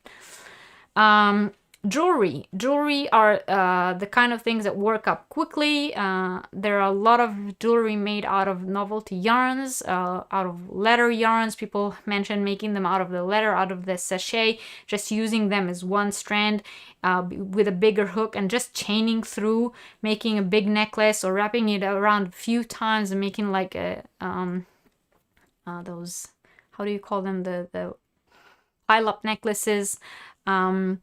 That's a quick, easy project idea. Anything that's a border or embellishment on a project that you made with a different yarn that's not a novelty yarn. Hold it together with another yarn just to create effect or volume is also a good idea. So if you make a project that's all of it in one yarn and you just make sections of it where you hold the novelty yarn together with your working yarn, and it will create a bit of an interest in your finished product where you have sections of that novelty yarn and not an entire project. Amigurumis, we spoke about it. If you make the entire amigurumi of one of those yarns, or just sections of it to make it look like they have fur or hair or so on. Pet toys are a wonderful idea. If you have pets at home, making pet toys out of novelty yarns, not chenille, because you will end up with chenille confetti all over your house, but any of the other ones, don't ask me how I know. Any of the other ones, I even put a few pattern ideas for pet toys, easy pet toys that you can knit or crochet in the description box below the video. So if you're interested, you can check it out. Those are wonderful projects that you can make with novelty yarns. Anything that has to do with hand or finger knitting, those hand knitting scarves that were very popular last year. Everyone was doing hand knitting all of a sudden, or those hand knitting blankets. Just take a few strands of one of those novelty yarns, hand knit yourself a scarf, and it will be the piece of a lifetime just because of the yarn that you're using. And if you really don't know anymore what to do with your novelty yarn, you tried everything that that came to mind, you gave it a shot, it doesn't work, but you don't want to throw it away, and you can always use it as a ribbon alternative when you wrap gifts for Christmas or holidays. Just you know, use one of those novelty yarns as a gift ribbon, and it looks 10 times better already. So those were my quick craft ideas for novelty yarns. Jean says, this had definitely renewed my interest in working with these yarns again. Thank you. I'm glad you liked it. Tammy says you'll catch a replay, gotta run. Thank you for being here, Tammy. Happy New Year. Catherine likes the fish idea. See you next video. Bye. Thank you for everyone who's leaving. Have a nice day. Pet toys. Might just give the ball to the dogs. They destroy everything within 5 minutes anyway. So you say just skip the part where you actually make something out of it and give them the whole ball of yarn. That's an idea too. All right, so next thing I wanted to introduce you to is a very important cause. This is a charity organization that you make little crochet or knitted hearts and put them in different places for people to find, and it has a very special cause and idea behind it. The charity is called the Peyton Heart Project, and maybe some of you already know it. And they are a global project that is created to help end suicide and bullying and the stigma surrounding mental health issues. Now, you can read all about how they do it and what their agenda is on their website. I have linked their website in the description box below this video. And what they do, or what you can do to contribute to them, is make those hearts, either crochet or knit. They have the patterns on their websites, and send it into them. Again, their addresses and all their information is on the website, and the website is linked in the description box below the video. So making these hearts is the way you contribute to the charity, and they get those hearts to the place that they need to go. You can also read all about it in their website. They also give you the option to make the hearts and then go and spread them out yourself, but you just have to follow very strict rules related to how to do it in order to be related to their organization and support their specific cause. They do ask that you use their guidelines. So if you're interested in that, and if that's something you're interested in doing, definitely go check out their website. They are a global organization. They are working internationally and making those hearts out of novelty yarn as another quick, easy projects that you can make and support a good cause with it.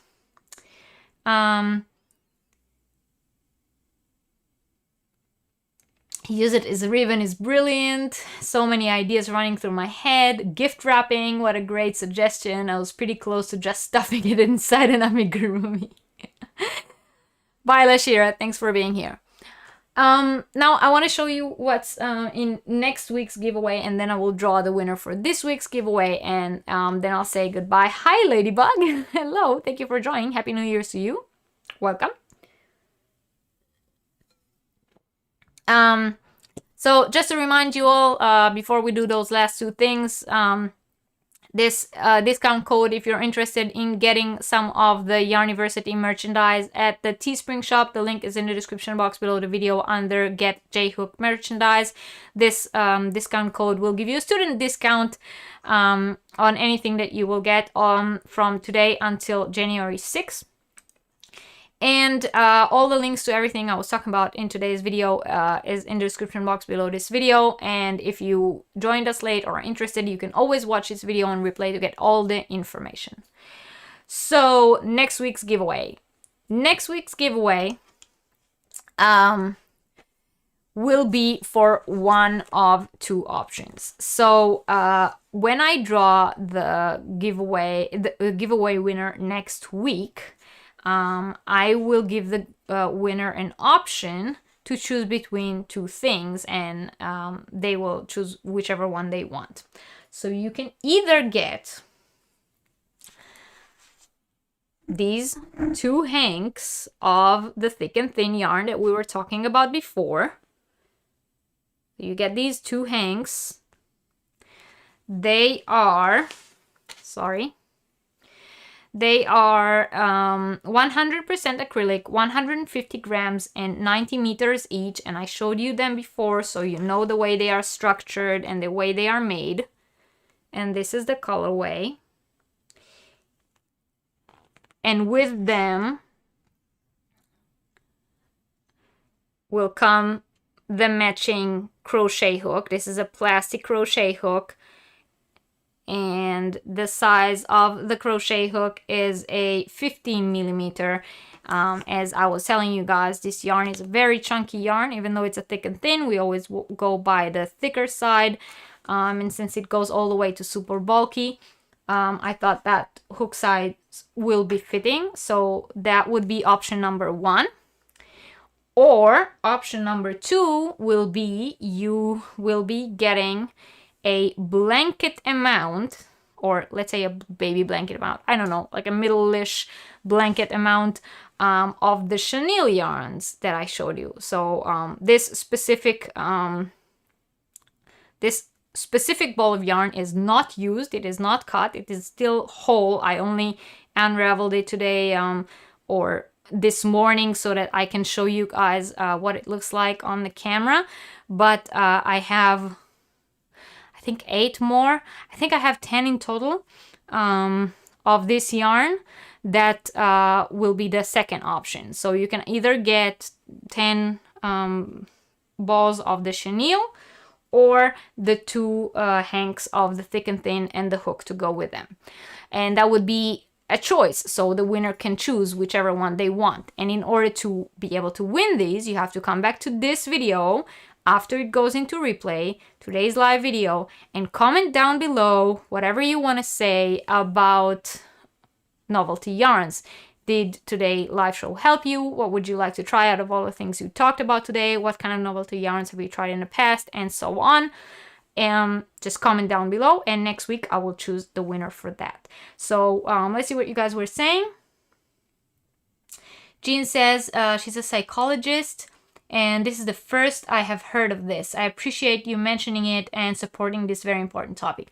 Oh, I'm glad I could introduce you to a new cause, Jean. Happy and safe 2021 to you and yours. Thank you to you too.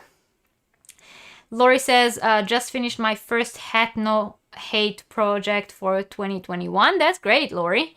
I wish I could support that, but you know, it just makes no sense for me to send it from here to there.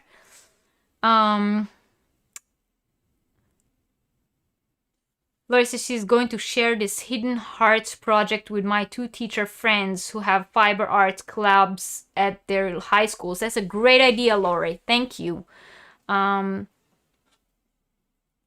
Yes, do that, definitely.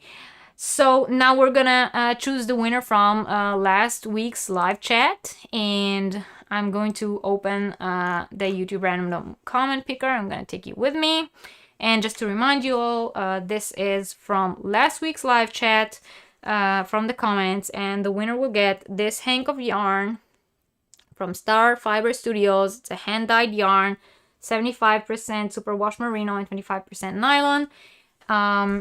This will be the prize for the winner. And if you're the winner, please contact me, email me to the email that's in the description box below the video. Get in touch with me so that I can get your prize to you. I am having problems with winners not claiming the prizes. So, I mean, if you're entering, please at least come. If you don't come and watch the whole live show of next week, at least come later and watch, I don't know, the part where I tell who the winner is. Because I have at least 3 winners who haven't claimed their prize yet. All right, let's choose the winner from last week's live. I already put in the URL, and let's get the comments. There are 26 entries, and let us see who wins that hank of hand-dyed yarn. And it's Eileen. Eileen says she checked out all the websites but did not buy anything. All right, Eileen, well, you are the winner of the hand-dyed yarn from Star Fiber Studio. Please, I do believe that Eileen was here today. I don't know if she's still here now, but Eileen, please get in touch with me. My email is in the description box below this video, and let me know where to ship your prize to. All right, anyone, Ursula loves the chenille. Catherine will skip the chenille.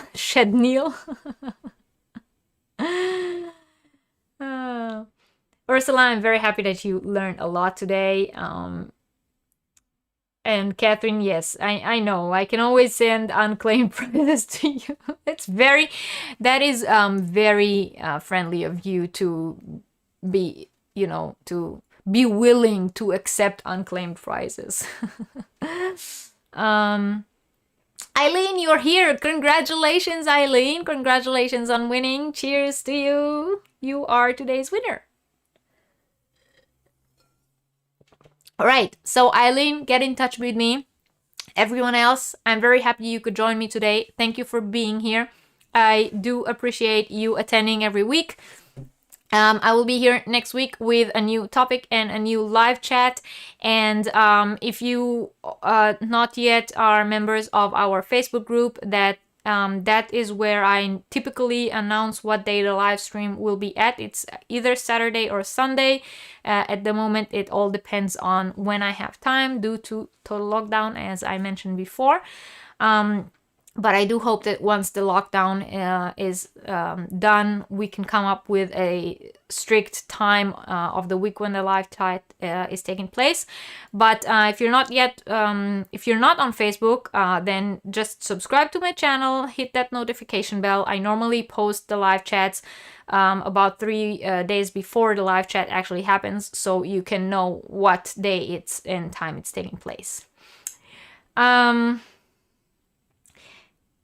Good, everyone, congratulate Eileen, and everyone have a happy and wonderful new year. As always, I'm going to leave the live chat running for a few more minutes so that everyone can say goodbye to everyone. And can you do yarn mistakes and how to correct, or yarn tools and gadgets? That is a great idea, Carrie. I will put it on my list. And I promise I will work it into the schedule. But I already have a topic for next week, so you'll just have to look out for the announcement of what next week's topic is in a few days. So thank you all for being here. And as I said, I will leave the live chat running for a few more minutes so everyone can say goodbye. And don't forget to like the video. If you're not yet subscribed, please subscribe. Don't forget the student discount that's good until the 6th of January. And that's it. Have a wonderful and blessed day, year, everyone. And let's hope it will be better than the other one. Thank you all very, very much for watching. And I'll see you next time. Bye.